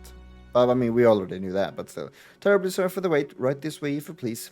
God damn, you're adorable. Fucking hell.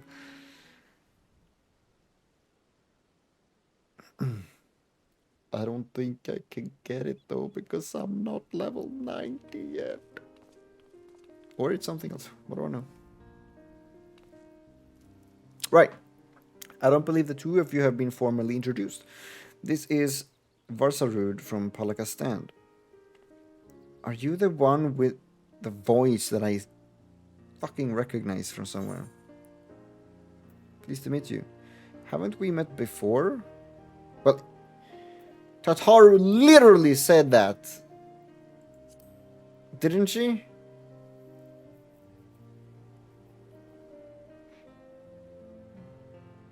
Ah, yes. It was you who helped us at Purusa, and again when crossing the ice fields, was it not? I doubt we exchanged little more than glances then, but it is kind of you to remember me. Thanks to Mistress Tataru, I and many of my friends have found gainful employment in this foreign land. It is only natural to feel fear in the face of a calamity. In such times, we must look to one another for strength and succor. I know not whether we will come to call this place home or return to Thavnair, but we are here today and are glad to have contributed to the cause. Hell yeah. And contribute they did by helping to make your new garments as durable as possible. We put our hearts and souls into them, and I have every confidence they'll keep you safe in the battle to come.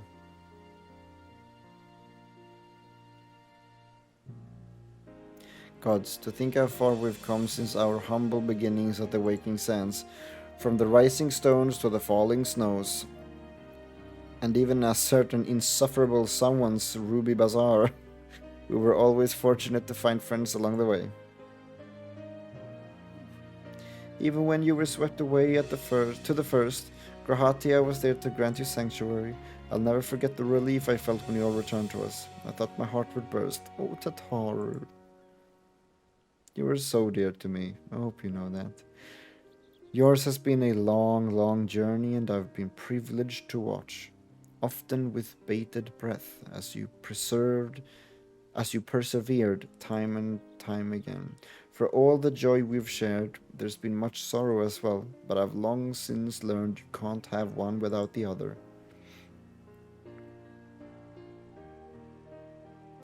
Which is why I promised to send you off to the sea of stars with a smile. And you can't be certain I'll be the first one to welcome you back. And you can be certain I'll be the one... Oh my god, what is happening with my brain? And you can be certain I'll be the first one to welcome you back on your return. It means a lot.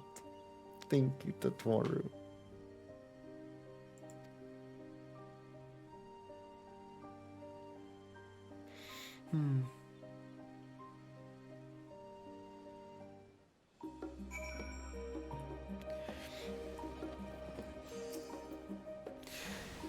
In addition to your new ensemble, we have raiments and weaponry for every need, so please feel free to browse our stock. I'm telling you, it has to be, right? You may now obtain job-specific gear from Vassarud. The weapons and gear obtained can be equipped at level 89. Oh! However, all item stats will be subject to item level sync. Upon reaching level 90 with the corresponding job, these items will no longer be synced. Furthermore, the gear can be dyed upon completion of the role quest associated with said job.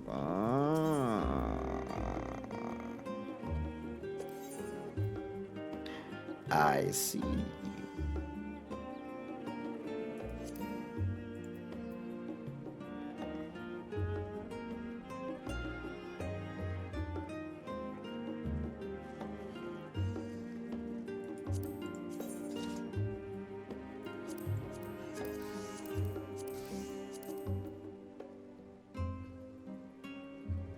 I mean, I'm not gonna lie, it looks fucking sick.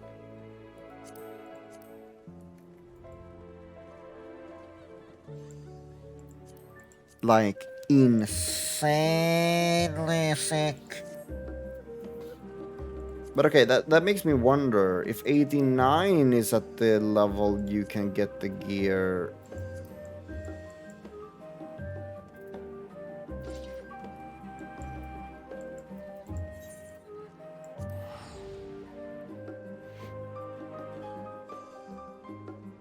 Is the quest specific gear the role specific quest line also at its end when you reach 89?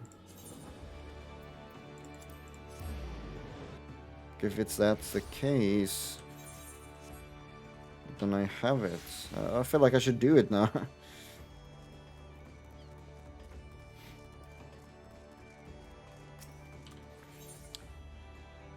Coconut cod chowder. The Secretariat's resigned expression speaks volumes. Ah, Zelin, I wish I had better news for you, but the blasphemy continues to elude us. Gosh darn it. Can you hear me, Commander? This is Waystgate. I have no idea how to pronounce that name. I have an idea how we might take down the blasphemy. Meet me in Costa del Sol as soon as you are able. Well, that sounds promising. I'll tell the Admiral you'll be away for a bit. Godspeed and stay safe out there. Alright, vamonos. If nothing else, it won't take long until I can get it. The dyeable version of that armor, considering it's what, not even I think almost a third or a quarter. Apologies for having you come all this way, Celine. Ever since our encounter with the blasphemy, I've been racking my brain to find a way of dealing with its debilitating attack. Sadly, I've come up empty-handed and my companions fare no better. That's when I started thinking. If only our finest was still with us. He always had a knack for noticing what the rest of us missed. His eyes were so sharp, he could spot a foe's weakness with a single glance. It's thanks to him that we were able to slay both Leviathan and Titan, and live to tell the tale. The rub is, well, he's a bit eccentric, and yes, I know you could say that about all the company members, but unlike us, he prefers to work from the shadows. Truth be told, I've not seen him since the day we disbanded. I doubt he'd help his old comrades even if we asked, but an order from the company's acting commander would be a different story. In our heyday, we had a way of reaching him. Whistle at the fork road, and sooner or later he'd show himself. Didn't matter when, winter or summer, in broad sunlight or the dread of night, he'd always be watching from afar. With any luck, he still is now. But I've rambled on enough. Go on now, this may be our best and only hope. To just whistle in a fork road? What is he, just sitting somewhere watching all the time, waiting for someone to whistle? I mean, you can't all have productive days, I guess. What the fuck was that animation?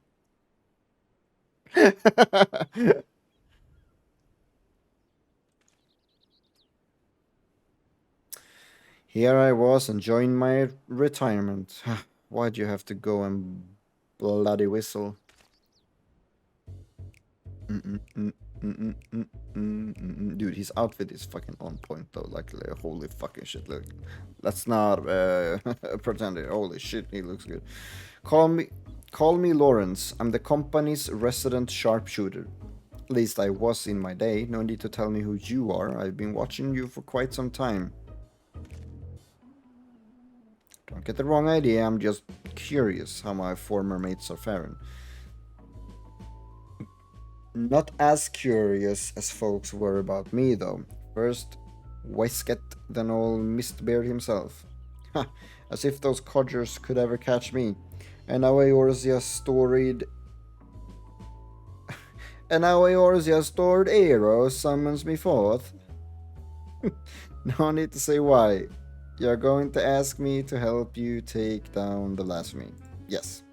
This is... What the fuck, I'm pressing? Okay. I'm not asking you, I'm ordering you. Oh, snap. Oh, snap.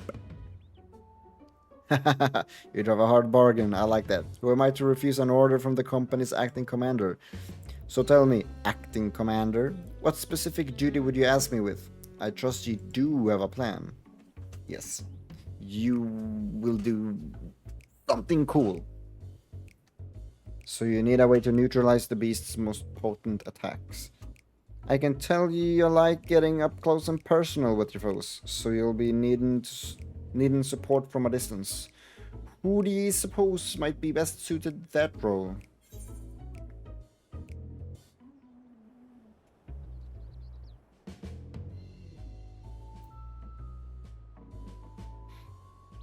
Ooh. Yeah, I wanna say him, but no. Merlwyb and her twin muskets can handle the job. A reasonable answer, but wrong. In pure marksmanship, none in Limsa are the admiral's equal. Yet Merlwyb is ill suited for a supporting role. Not for lack of skill, of course, but rather, come to think of it, there's something you should know. Follow me. Okay. What is it you want to show me? Please do tell. Pray tell. My god, that is a big buffalo.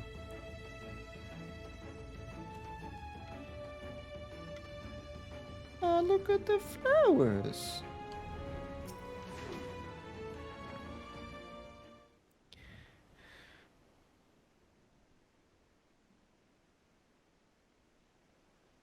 Quite the view, wouldn't you say? I often come here to admire the sea. If you would indulge me for a moment and I'll spin ye a yarn. Just try not to doze off.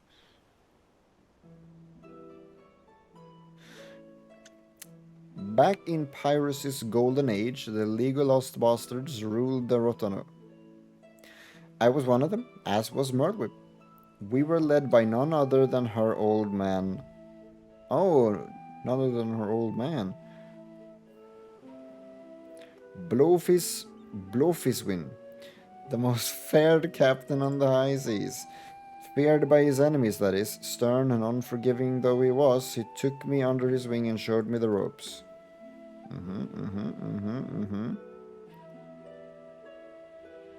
Aye, he was like a father to me, to us all, till that fateful day. Hang on, it just... Time just ticked to 8, so I'm just gonna take my medication. Aye, he was like a father to me, to us all, till that fateful day. What's up? What is happening? Was in the year 1562 of the 6th astral era. Lomins and merchantmen were struggling with nigh constant raids by the Sahagin.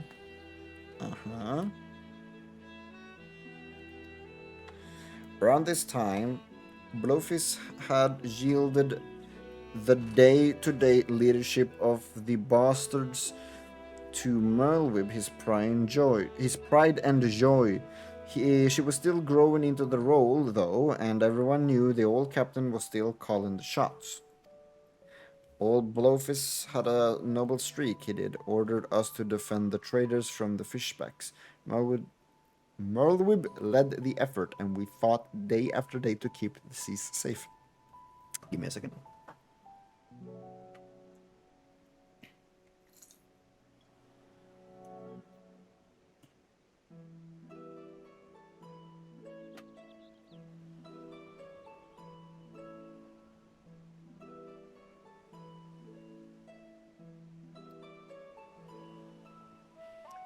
The fighting was fierce, but we always came out of it in one piece. Until we didn't, until after a skirmish, as a hugging survivor with his last breath summoned forth the Lord of the World.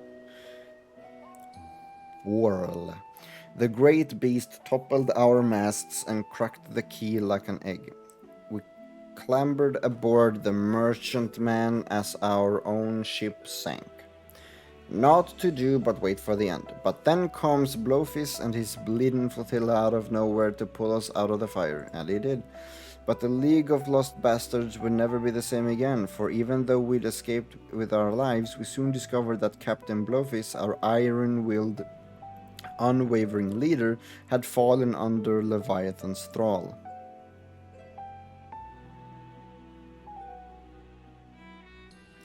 Of course, in those days, we didn't know much about drowning or tempering, didn't know what to make of our captain as he grew more haggard by the day, his words devolving into crazed rambling.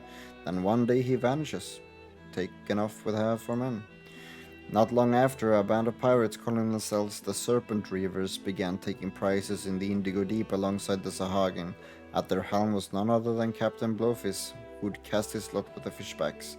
Merlwib knew what had to be done, and to her credit, she didn't shirk from the deed. She acted quickly, sneaking off under cover of night with a skeleton crew without so much as telling me. Of course, that didn't stop me from stowing myself in the cargo hold and joining her on the voyage. She was none too happy to see me at first, wanted to leave me out of it, she said. But seeing as I made myself known when she was struggling to fend off a horde of reavers and fishbacks, it wasn't hard to win her over. Her twin muskets fell in one after the next, as my sharpshooting kept her safe from afar. We cut path to the center of the isle. It was there we found Blowfish, or rather the miserable wretch he'd been reduced to, all bones with skin shriveled and a tangled madder-white hair, eyes bulging from his head like a fish as he prayed to the Lord of the World.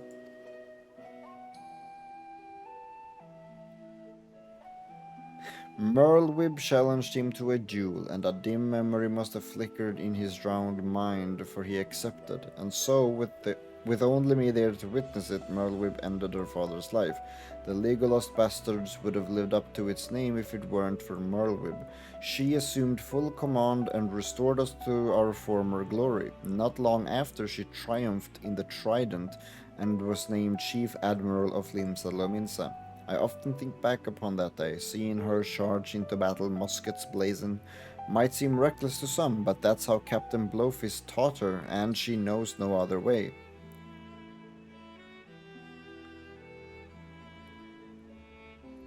That's why I made it my job to support her from the shadows, and it's a role in which I'll happily serve again. I owe that much to her, old man. My only doubt was whether you, my friend, were worthy of commanding me, but watching you from afar has answered that question. I tell Whisket and the rest of my no-good companions that Lauren stands with them. Nice. Nice.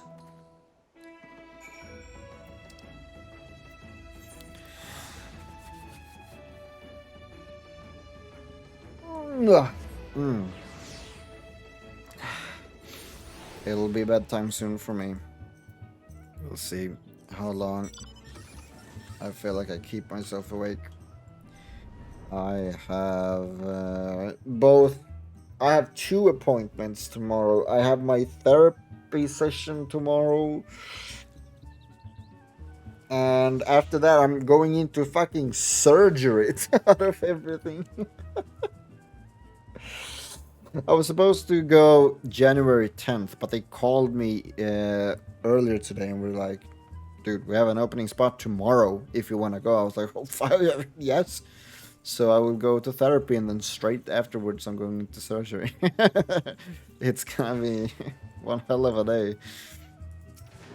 So I will need to get as much sleep as possible. Did Lawrence show himself? He did. He fucking did. Now there's a surprise. I had some hope your words might reach him, but never did I imagine he would agree so readily. Just one thing, Selim. I'd appreciate if you didn't mention Lauren's involvement to the company. Landenel in particular. They'll find out soon enough regardless. At any rate, this gives us new hope in our battle against the blasphemy. All that remains is to set the snare and lure the beast out into our clutches. Our scouts are on the lookout for the creature as we speak. If the latest reports are to be believed, we are drawing ever closer. And with that, I'd best get back to it. Can I trust you to report these latest developments to the Maelstrom? Then till we meet again, Commander. Alright, so it will not conclude at level 8 and 9, it will conclude at level 90.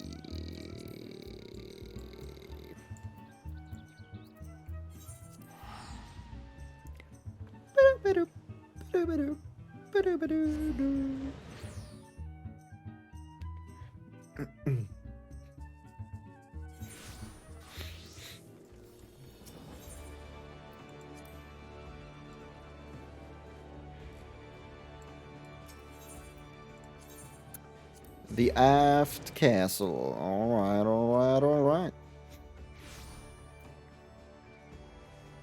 Woo! Oh man, I can't wait till I get to level 90. It's so close. Maybe I should just play till I get to 90 or something. The search for the blasphemy continues, though I understand you've been carrying out an entirely different investigation. A marksman by the name of Lawrence, eh? The Admiral will be pleased. Of course, we won't have much call for his skill until the blasphemy is found. Rest well and prepare yourself as necessary in the meantime. Lawrence, why does that ring a bell?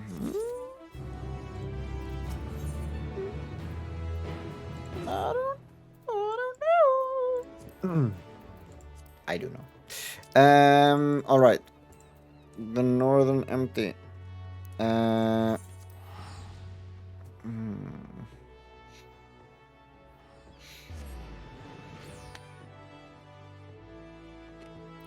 It's like barely a quarter of the experience left. So where am I supposed to go? Oh, I'm right there. Well, I'm not gonna pick up the armor, because it's like, what? A quarter of a level until I can get the dyeable version, so it's like, Though delighted by your patronage, Satoru is ready to send you on your way. I realize you've still got lots to do before you depart, so I won't keep you any longer. I do hope you can find a moment for yourself, and that the others can as well. They said that they were returning to the Baldesian Annex, though I doubt that they stayed for long. If you decide to go looking for them, I'd suggest speaking with Quyle first. I'm sure they would have told her their plans.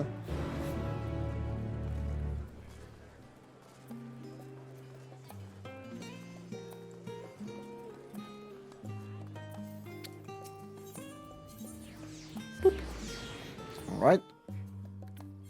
Baldesian Annex, here we are. Kyle, there you are.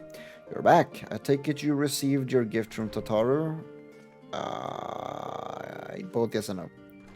It was a surprise long in the making, with many, many long hours of fretting to get everything just right. I'm glad to see it realized and with great success. If you're looking for the others, though, they've already taken their leave. Ishtola, Thrankard, and Nurion J have gone to the last stand for a bite to eat. Alice and Grahatia, meanwhile, thought their time would be best spent poring over books at the Nomenon. As for Alphino and Estinian, well, they've elected to pay a visit to the Levelio estate, though Estinian seemed somewhat reluctant to go. I'm sure they would all be glad for your company if you're a mind to seek them out. Should you be feeling peckish, I'd suggest heading to the last stand before Stoll and the others finish eating, but above all else, it would be foolish to run headlong into battle. A fatigued mess. So do remember to get a good night's sleep. Why? I don't understand what has been happening to me lately. I just begin slurring my words. It's like I have one single reoccurring stroke that just never leaves my body or something. What the fuck? Jesus. Alright.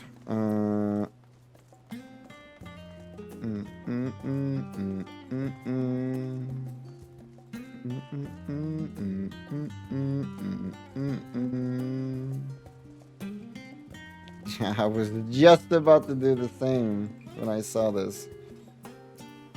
No! Celine, come to make our trio a quartet, have you? Please have a seat and we'll see about getting you a drink. Come on, man. Why did he stand up?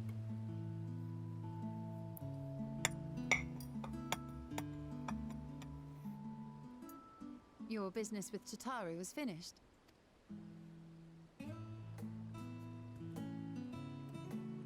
My, what a thoughtful surprise. Whatever would we do without her? We'd be fucked without Hataru. Let's get real. She's like the backbone of the Scions. Let's get real here. Indeed. And she's right, you know.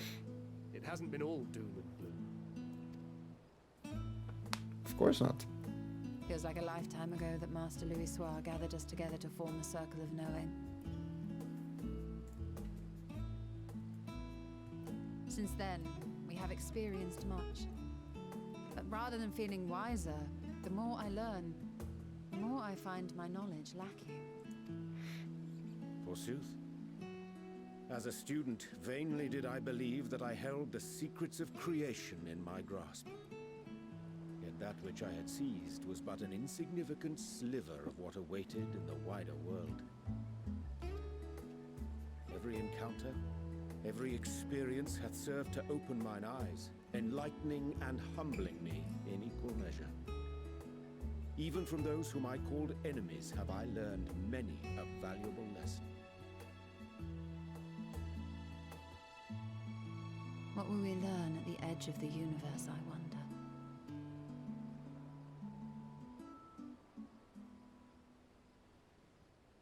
Ultima Thule, where the bringer of the end makes her nest. I, for one, can't possibly imagine.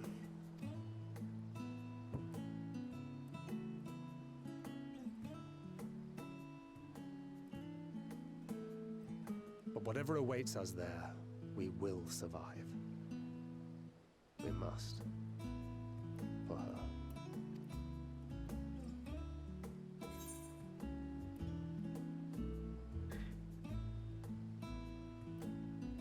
You've nothing left to prove, not to Rhine, not nor Monfilia. Just make sure you bring enough ammunition. We'll get through this together.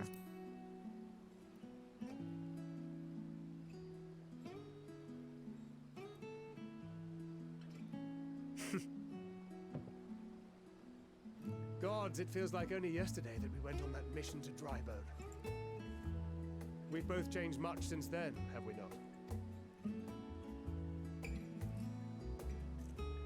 I can't even remember what mission you're talking about, so yeah, surely. We've come far together, and if we have aught to say about it, we'll go further still. Aye, we will avert this calamity and return home, in preparation for which we must give thought to what we hope to achieve after the proverbial dust has settled. What with the primals and Ascians all but dealt with, I suppose we'll need to look for new hobbies. In all seriousness, though, in uniting to overcome a common foe, the disparate peoples of the world have found a way forward together. It's a truly gratifying sight to see. Indeed. Though it was many years in the making, we have successfully set in motion the gears of fundamental change. With this, we have fulfilled our humble role as a symbol of hope. And I dare say it is time to bow out. After all, there is no shortage of hands to bear the torch in our stead. You know, I never really considered I might live long enough to see an after. But even if my time as a scion came to an end, I don't expect that much will change.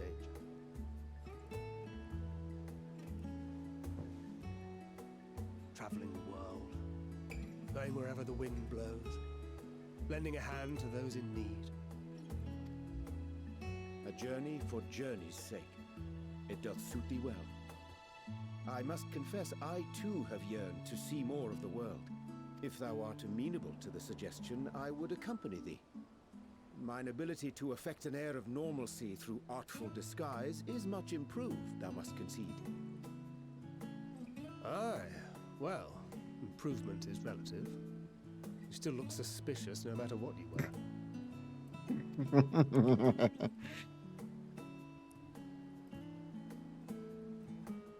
What of you, Ishtola? Any grand plans? Why, continue my quest for knowledge, naturally. To begin with, I wish to know the state of the reflections. To which Yes. I must find a means to travel between worlds. I am so fucking curious about that as well. 'Tis the least I must do if I am to keep my promise.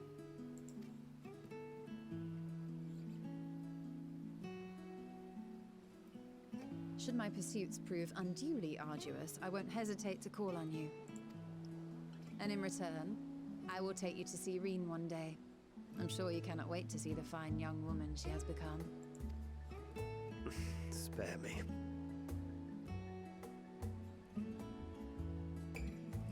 And what of thee?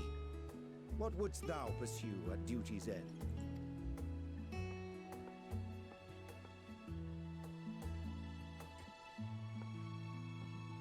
Here's yours. My apologies for the wait. Well, shall we make a toast? I didn't get to say. To victory. To our comrades. To the future of the star.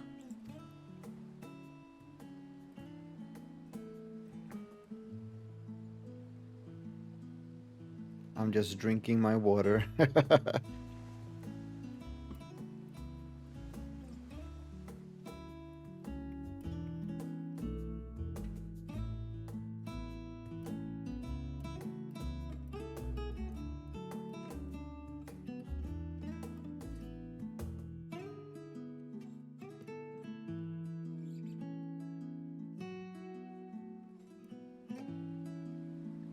That's nice. That's really nice.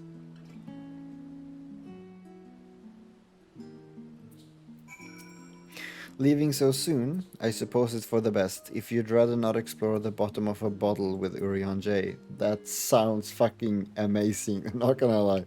I dare say the others would welcome your company as well. If you can find them, that is. In any case, as long as you make the most of your time, then that is all that matters.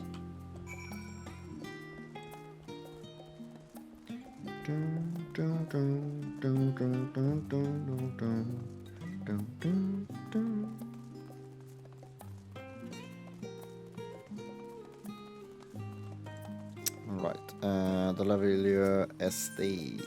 There we go. Estinian and Alphino.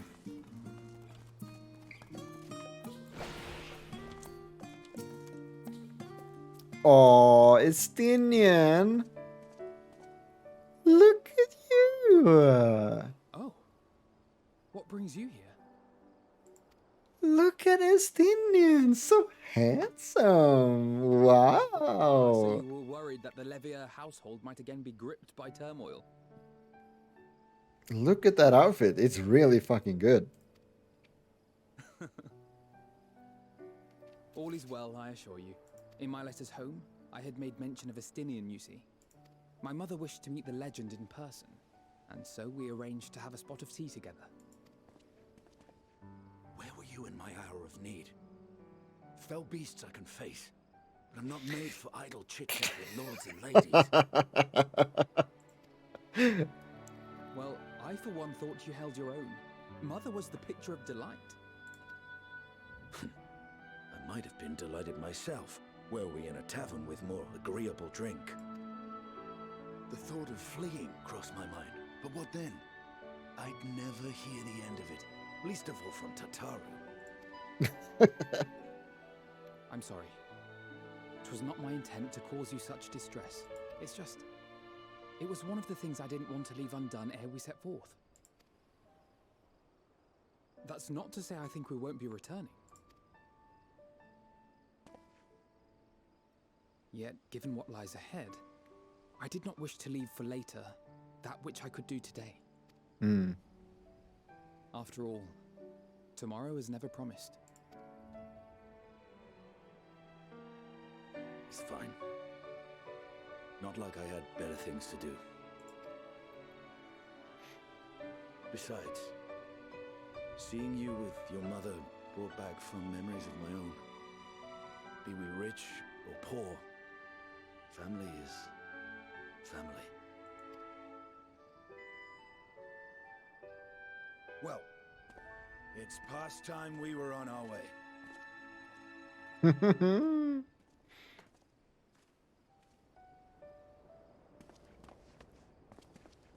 Wait!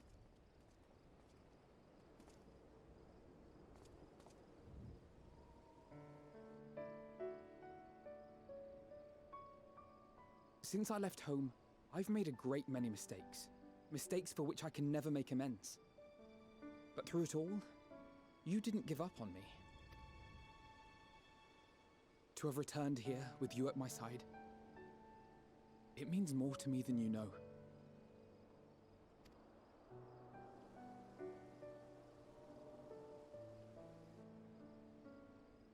Thank you, from the bottom of my heart.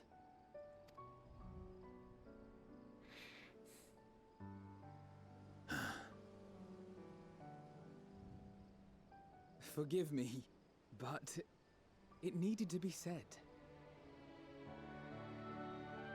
I'm the one who owes you thanks. Were it not for you, I would not be alive today, nor come to terms with Nidhogg's spirit. I am ever grateful.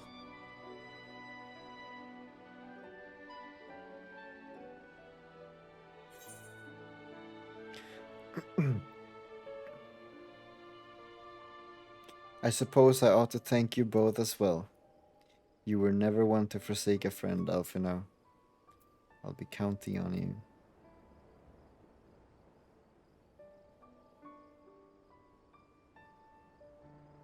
You were never one to forsake a friend, Alfino.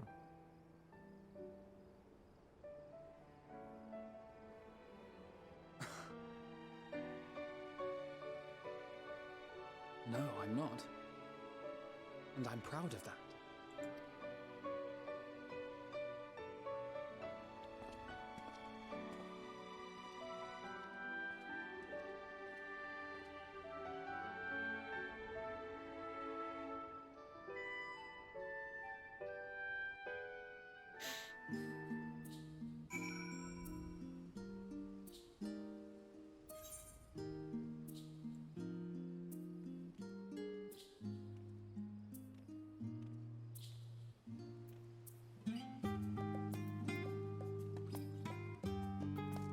Oh, I thought they were going to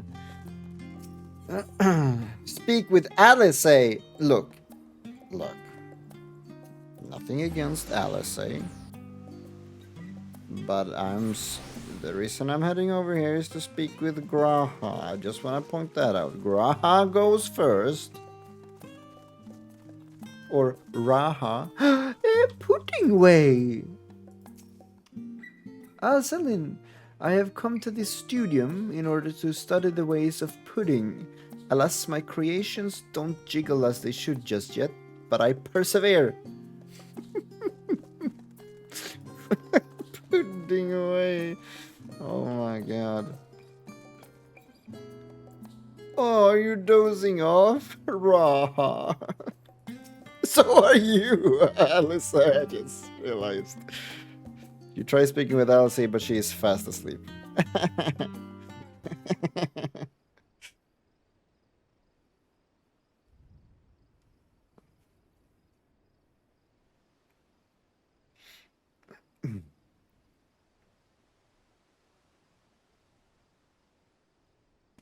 Sit next to Gra. Yes, the game knows.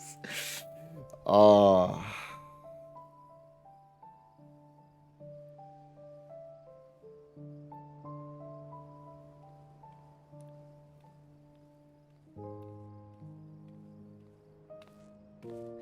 I would say let him rest his weary head on me if I wasn't wearing like the spikiest fucking armor ever.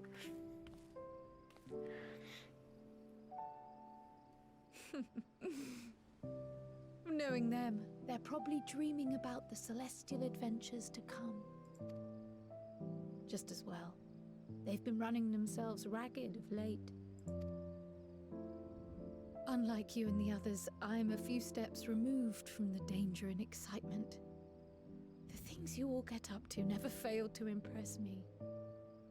But by the same token, I can't help but worry.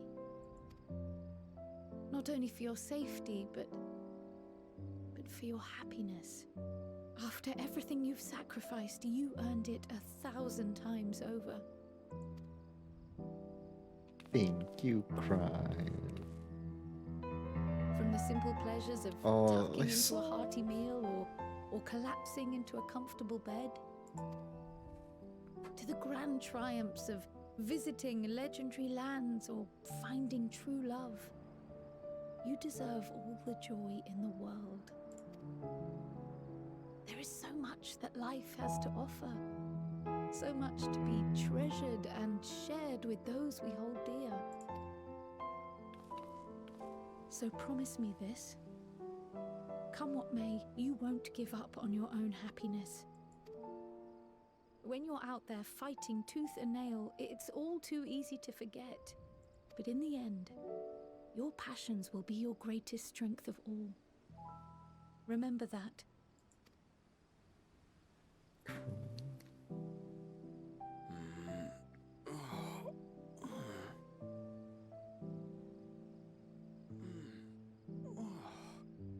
This feels familiar. Well, 'tis good to be...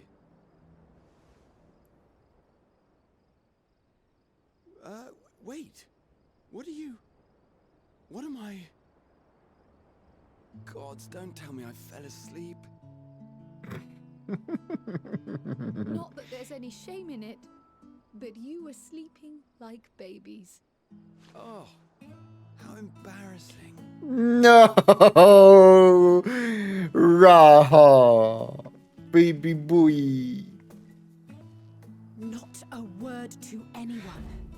Understood? Not one word.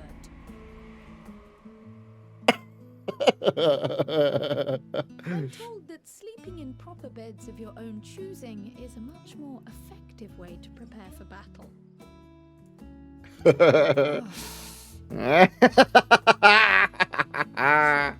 were the two of you doing here?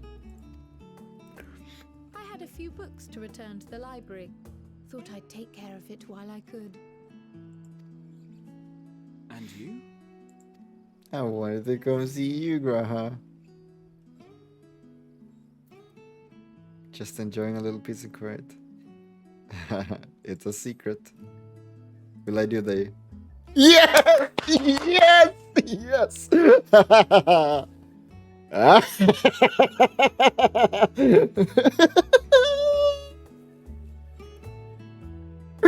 Oh, yes, he did it. He did the shush. Oh, that is so good.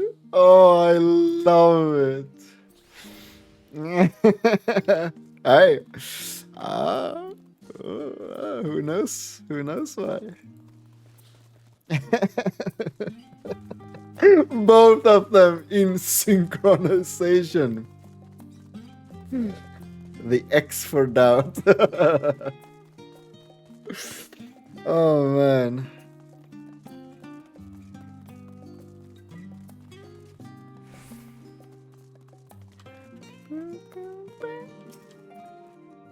Welcome back, Zelin. Return to catch a final few wings before embarking on your mission, I presume? You'll be happy to know your chambers have been cleaned and fresh linens laid out. Oh. I pray you enjoy the sweetest dreams on this final night before the big day. Attire. That is nice. Ooh! Oh. Yeah, it's been half an hour since the sleeping pills. I can feel it. That night at the Royal Menagerie in Alamigo. That night at the Royal Menageries of Alamigo.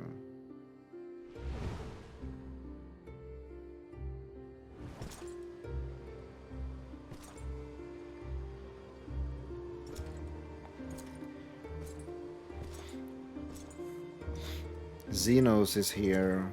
This was where Xenos fell, right?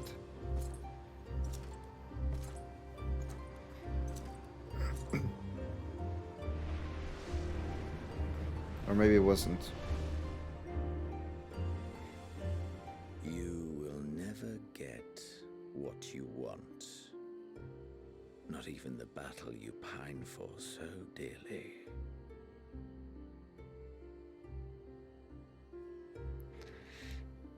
Her words struck deep, didn't they, huh? In that transcendent moment, what was it that I sought in you?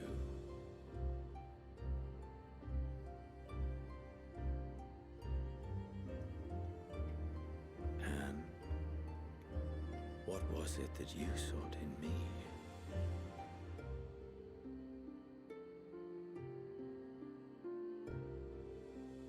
I really like how they've been handling, and thus it does, Xeno so far, because the Day of Reckoning, he hasn't been just like, murder, murder, kill, kill, I'm crazy. It's been very more,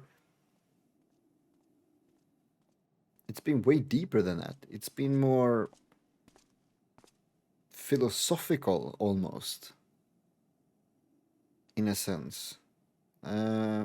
And even though I have no idea where this will lead at all, I'm enjoying the path it's currently being they're taking with Xenos.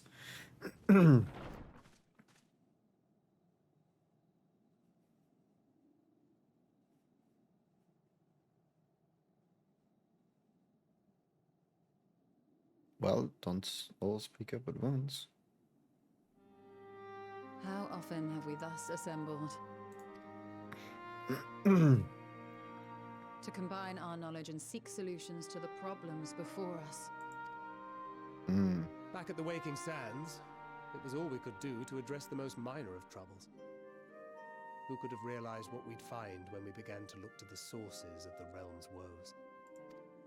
At the Rising Stones, we made great strides and shared many moments, from the joyous to the sorrowful.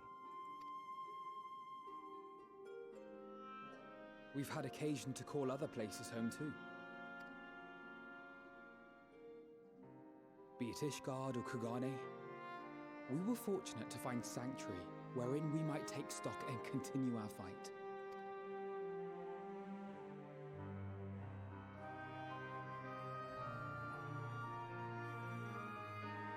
I was honored to host this company in the Crystarium, to stand with you all as we confronted the truth of the star itself.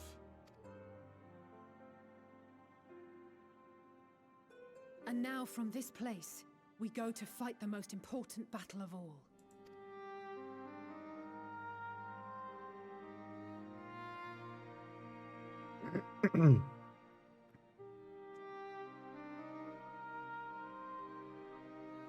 The Forum has sent word. The Ark is ready. The Loporrits naturally will be commanding the vessel. They will see the 8 of you to Ultima Thule. All right.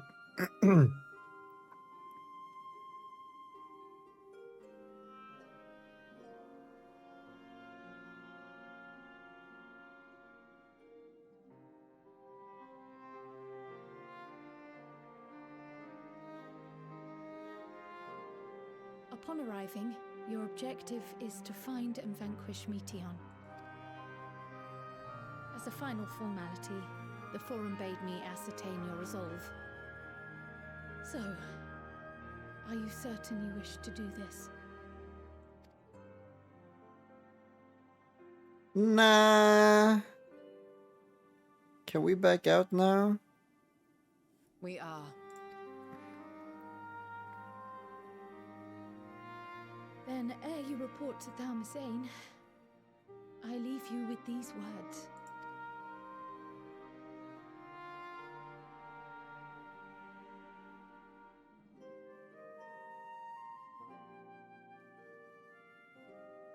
You must triumph. What that means will differ for each of you. To make it back home, or to simply avert doom, or perhaps something else altogether. Yet whatever it is that drives you, I have faith in its power to see you through.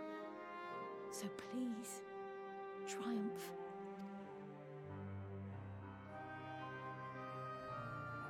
Triumph, as we who remain behind believe you will.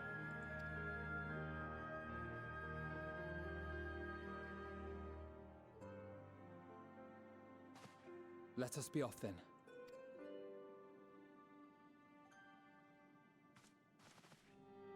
All right. Wait! Tataru, don't be sad. Yeah, I want to hug you before we leave.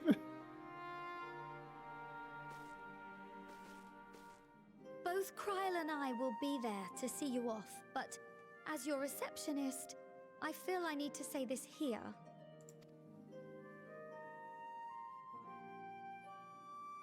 Safe journey, all of you, and be safe.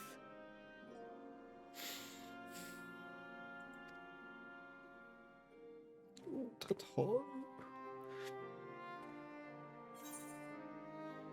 Yeah, you too, Tataru.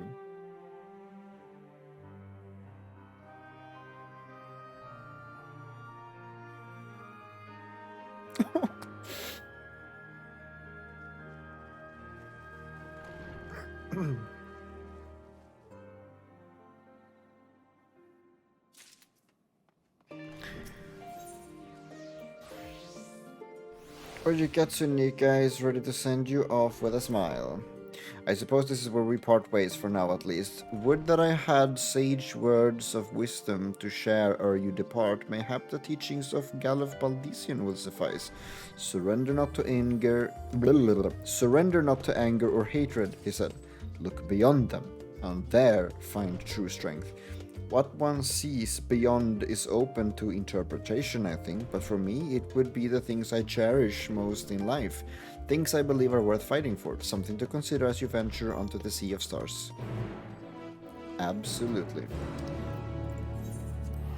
Now I am interested in seeing whether what we have been seeing in front of us is the entirety of the ship or a part of it. Because it doesn't look big.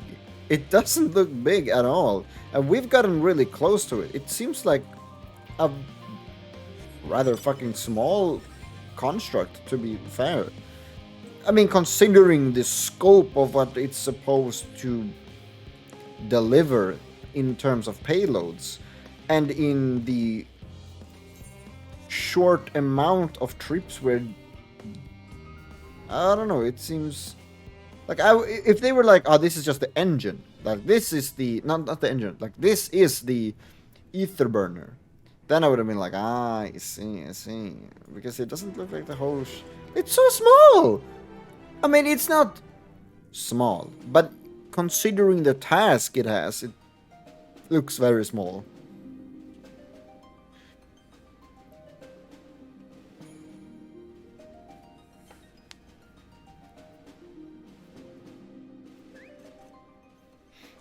Alpha.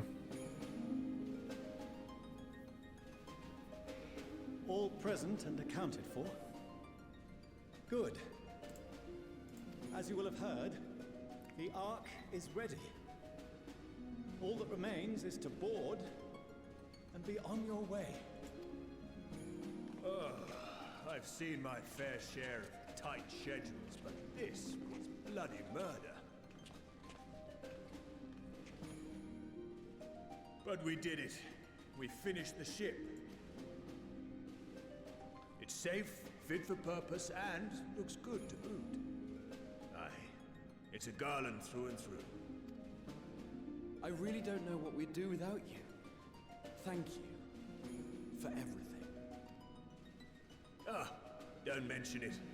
Ever since that episode with Omega, I've been toying with the idea of star-faring vessels. And as they say, necessity is the mother of invention. We've learned a lot, let me tell you. In case you're wondering about payment, the ongoing existence of the world ought to do. But feel free to throw in a colorful recounting of your journey on your return. So, have you thought of a name? A name? Wasn't everyone just calling it Father's teeny tiny toy boat? Well, seeing as its purpose has changed, I thought a more eloquent name was in order. I suggested as much to Fortuno, who seemed quite amenable to the idea.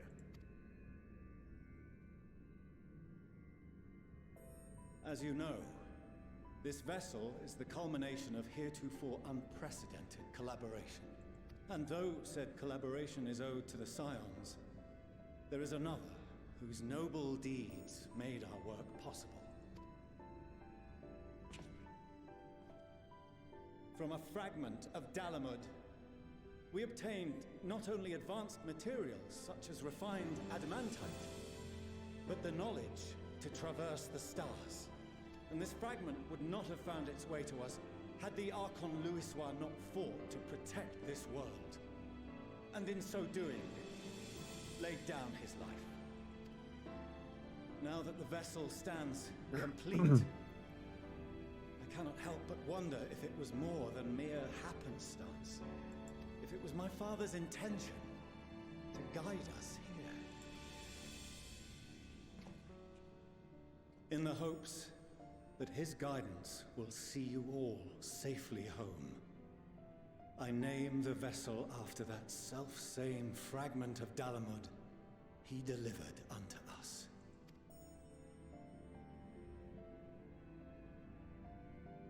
The starship Ragnarok.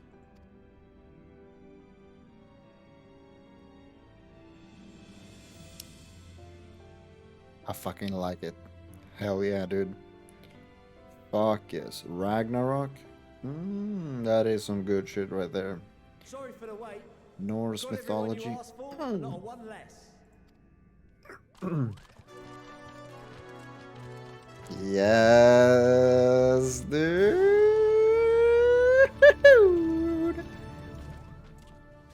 What are you all doing here? Oh, I invited them.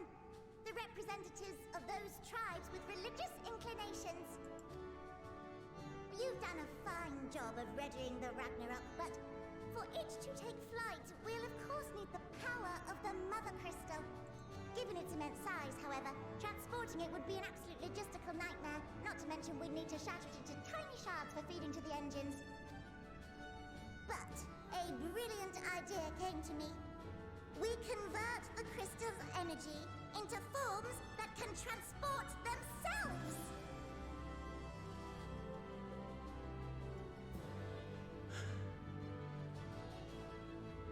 Thou wouldst employ summoning, or should I say its precursor, creation magics.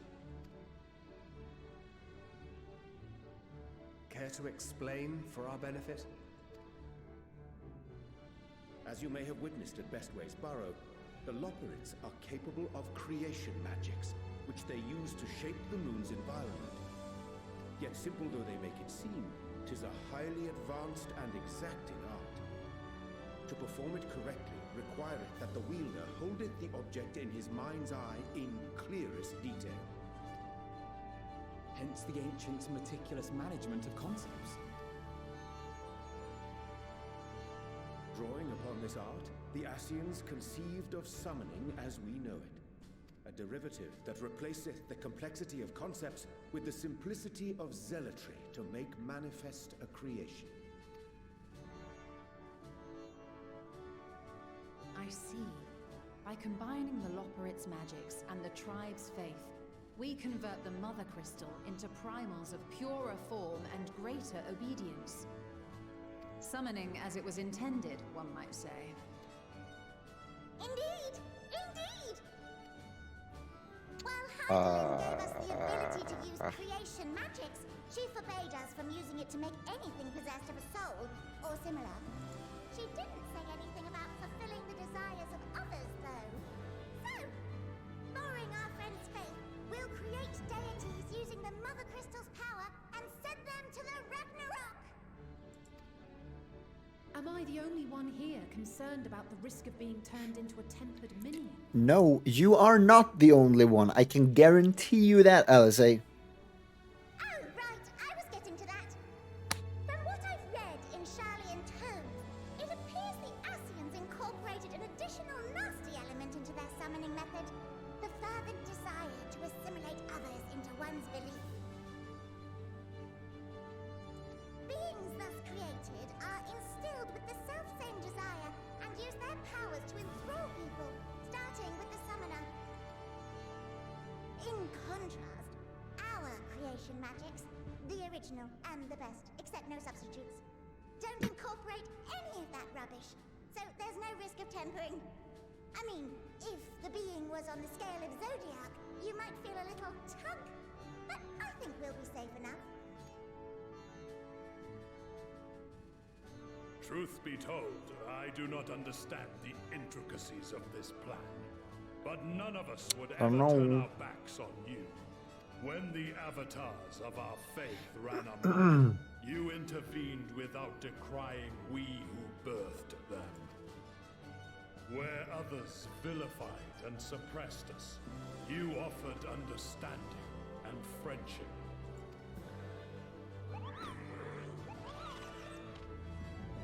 In gratitude, we will share with you the true expressions of our gods. Not malevolent deities, but benevolent saviors. Alright, you lot, we're heading to the ethereal sea. Stay in sight, else you're liable to get lost. Lead the way. Yeah, I'm not fully convinced, but okay, absolutely. If y'all make me cry again. Journey to the stars. We developed these. Spacesuits.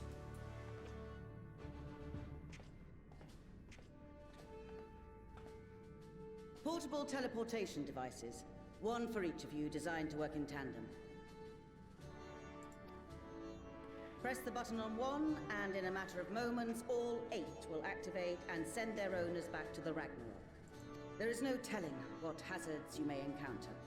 If you find yourself separated or lost, please do not hesitate to use them. Be safe, all of you, and come back.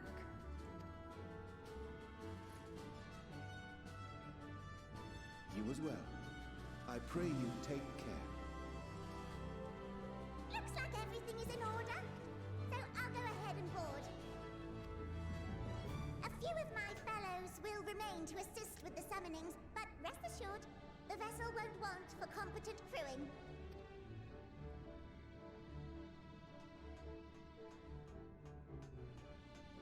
If you are ready, then you should board as well.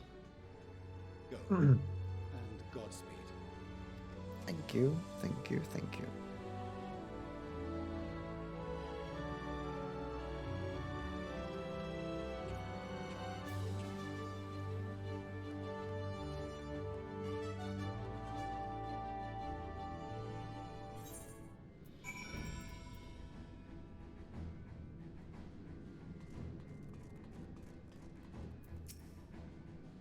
If you will come this way, I will direct you to the bridge. Upon boarding the Ragnarok, several cutscenes will play in sequence. Alright, let's fucking do it.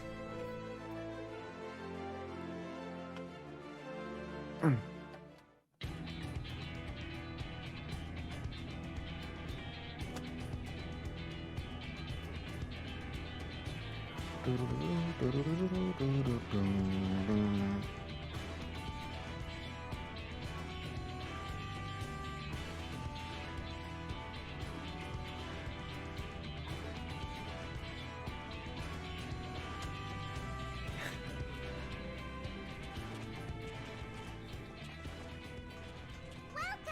the bridge, everyone! I hope you have everything, because I can't be bothered turning back. Right then, make yourselves comfortable. We're setting off in just a moment.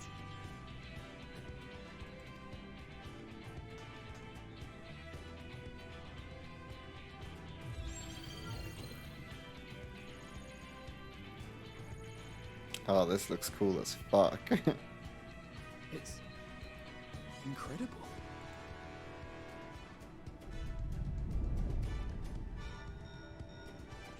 This is Fortuno. Can you hear me? That was loud as fuck. The preparations for the summonings are complete. In accordance with the 14th phase of the plan, we have moved the Ragnarok to the launch site. The gates are open. Jesus. You may depart when ready. Are we ready? As ready as we'll ever be. Let's get going. Oh, come on. The burned-out star's got more fire in its belly. Try it again, with feeling.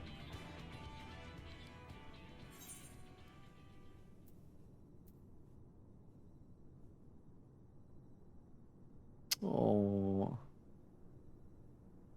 Yeah. Have Alfino do the honors. Me? But I... No need to be coy, brother. Do it, and do it well.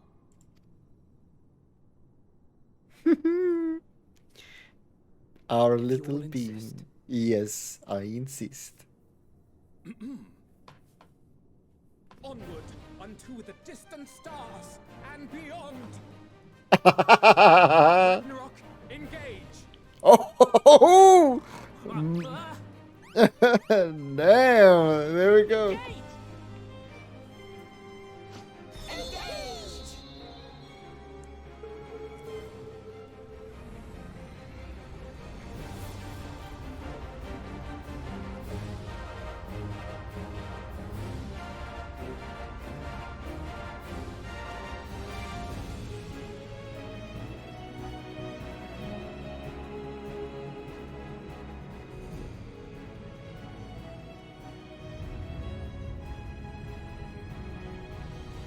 Okay, that looks cool as fuck. Now, the ship was not this big down there, though, I'll say that much.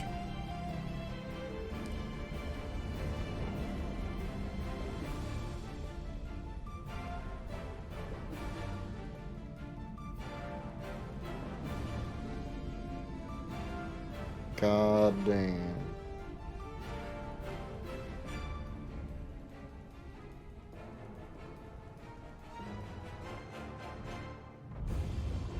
Oh shit!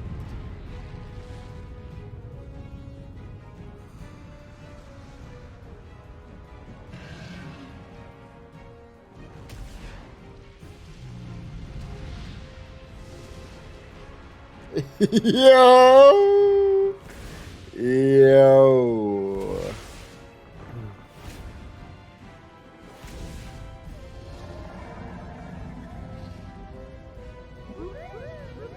Fucking King Moogle, dude.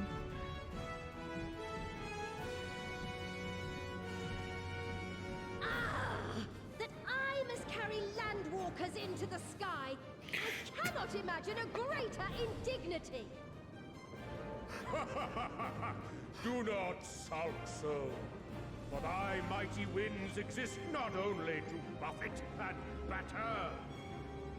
I love this. Also to thrust forth with vigor. Such is thy glory, and thus it is an occasion to rejoice. Come, let us revel.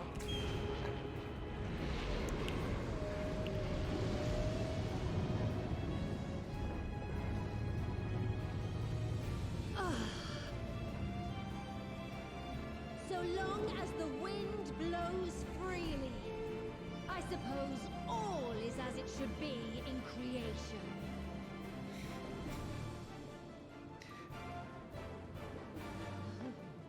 I will render unto them a storm, that they may pierce the firmament and fly free! I love this. I want more of these properly summoned primals. Yo.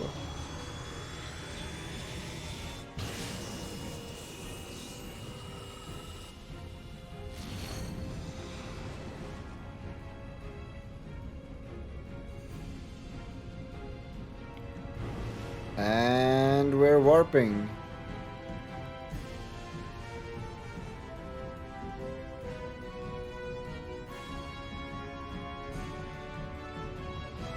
Holy shit. Oh my. Oh, that's cool. Oh, that is cool.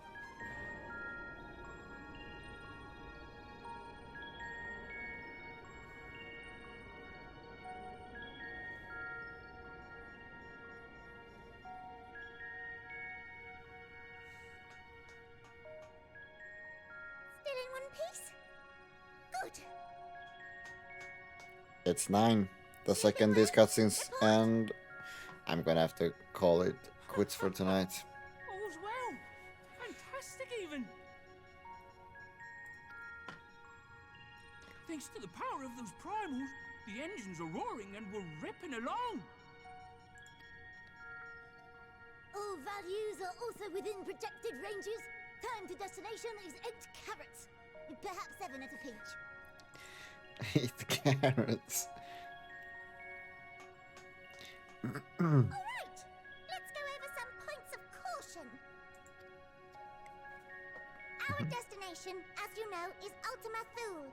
Right. Lest you wonder, the place is not a star so much as a patch of emptiness. Right. That's the extent of what our equipment could determine, anyway. From what we know of Meteon, she's likely used dynamis to obfuscate her location. So, in conclusion, we'll only know what's there when we get there. The crew and I will see to it the ship's ready to take off at a moment's notice. We'll support the search as best we can, but it'll be your paws on the ground, assuming there is any. But everything will be fine, I'm sure. Heidelin believes in you, so you ought to believe in yourselves. Just don't do anything I wouldn't, like waiting too long to use those portable teleporters of yours. Personally, at the slightest sign of trouble, I'd mash the button to bits. And you should as well. Duly noted. Understood. We promise to be careful. I suggest you brace yourselves. We're about to arrive and the vessel will shake a good bit.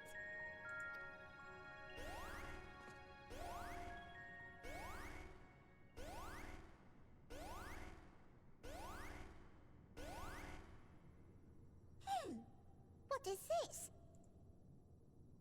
Something is interfering with the equipment.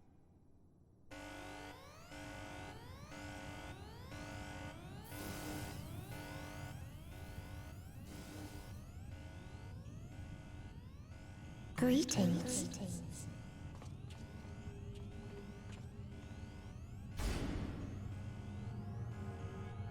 Oh, that is creepy as fuck.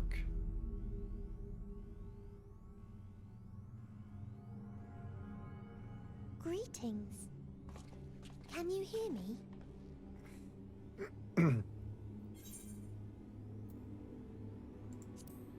Meteon. I want to try to reach out to her, if possible, even. So this is Meteon. Oh. Have you met one of my sisters? I don't remember meeting you myself. But I do know that you're from Atheris. Why have you come? All you had to do was wait. I would have delivered to you your ends.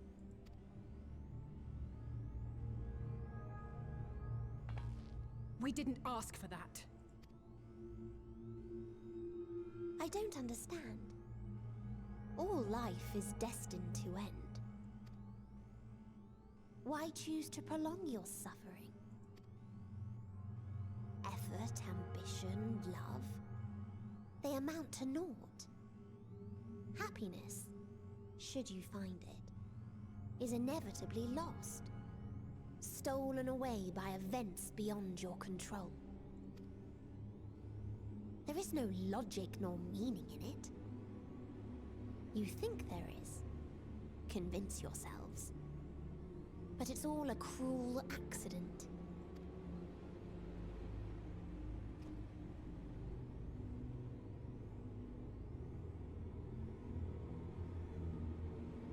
Come now. I speak the truth. A truth you would recognize if you looked up at the night sky. Unbroken emptiness. Cold, dark, and silent. Your world, like every other, is but a blemish upon its perfect fabric.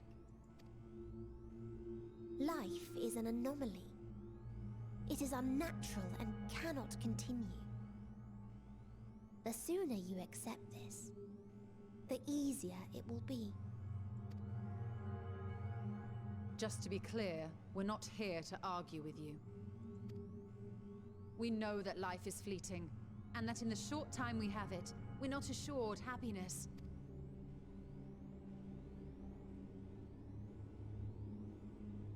Indeed. I've seen far more sorrow in the eyes of many I've met. I myself have plenty of regrets. And one day they'll die with me. Gone to dust with my good deeds and unfulfilled dreams.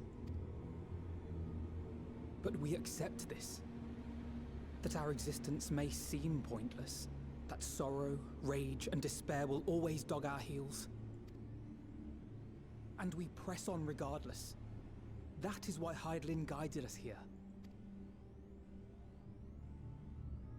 In her boundless love for mankind, she has prepared us for this trial. And in her name, we have come for you.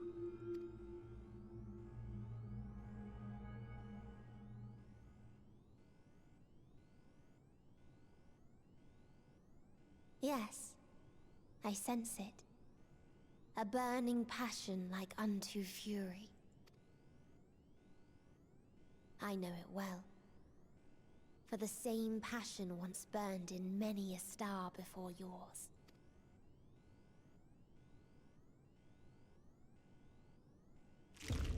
Suffocated and extinguished now.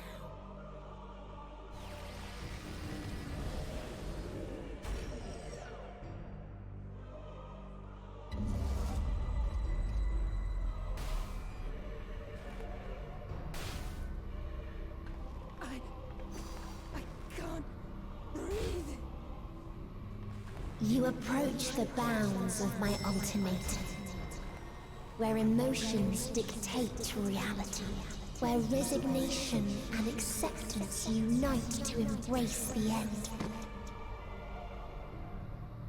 where those who yet valiantly cling to life can thrive.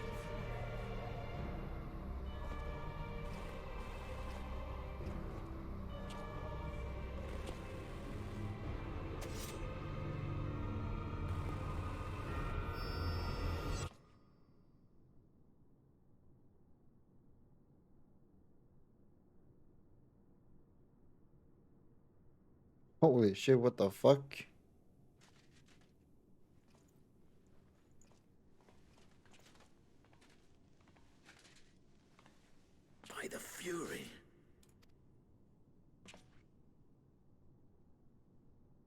Tancred?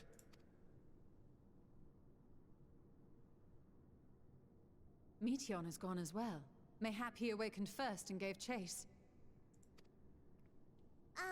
Everyone? It appears we are at our destination. This is Ultima Thule. Not that we knew what to expect, but I wasn't expecting this. From atmospheric composition to ambient temperatures, all reading to within permissible range. This place is capable of supporting life.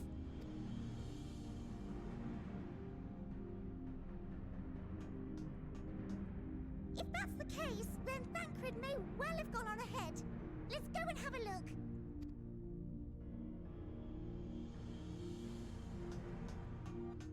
Meanwhile, I want the rest of you to perform a full inspection of the ship, as well as a biological scan.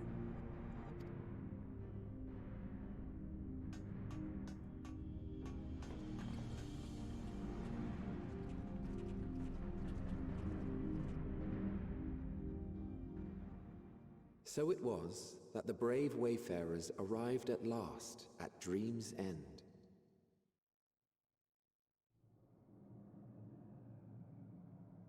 In following their path walked and history written, I am made keenly aware of one truth.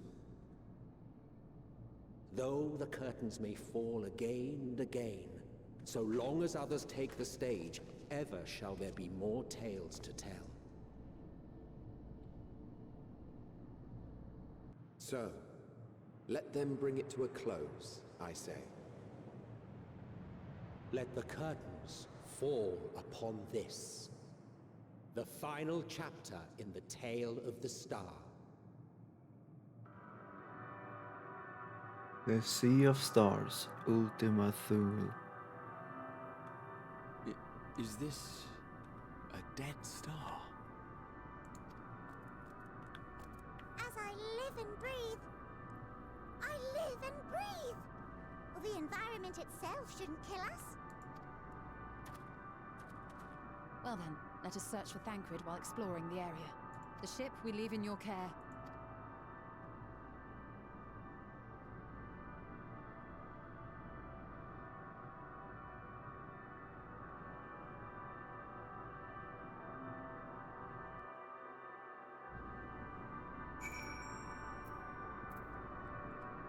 Holy shit.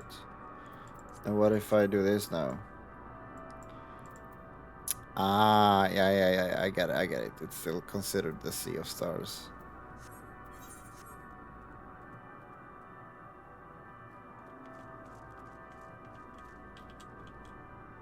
Oh, that brings us to Labyrinthos.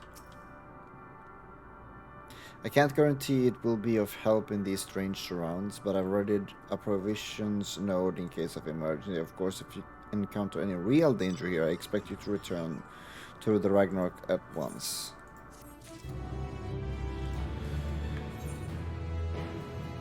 Astromagnetic storm. Holy shit, that's fucking cool. Alright, but there is where I'm gonna leave it, because I need to jump to bed. And tomorrow, if I have the strength for it after the surgery, I will want to continue, that's for sure. But until then, bye-bye.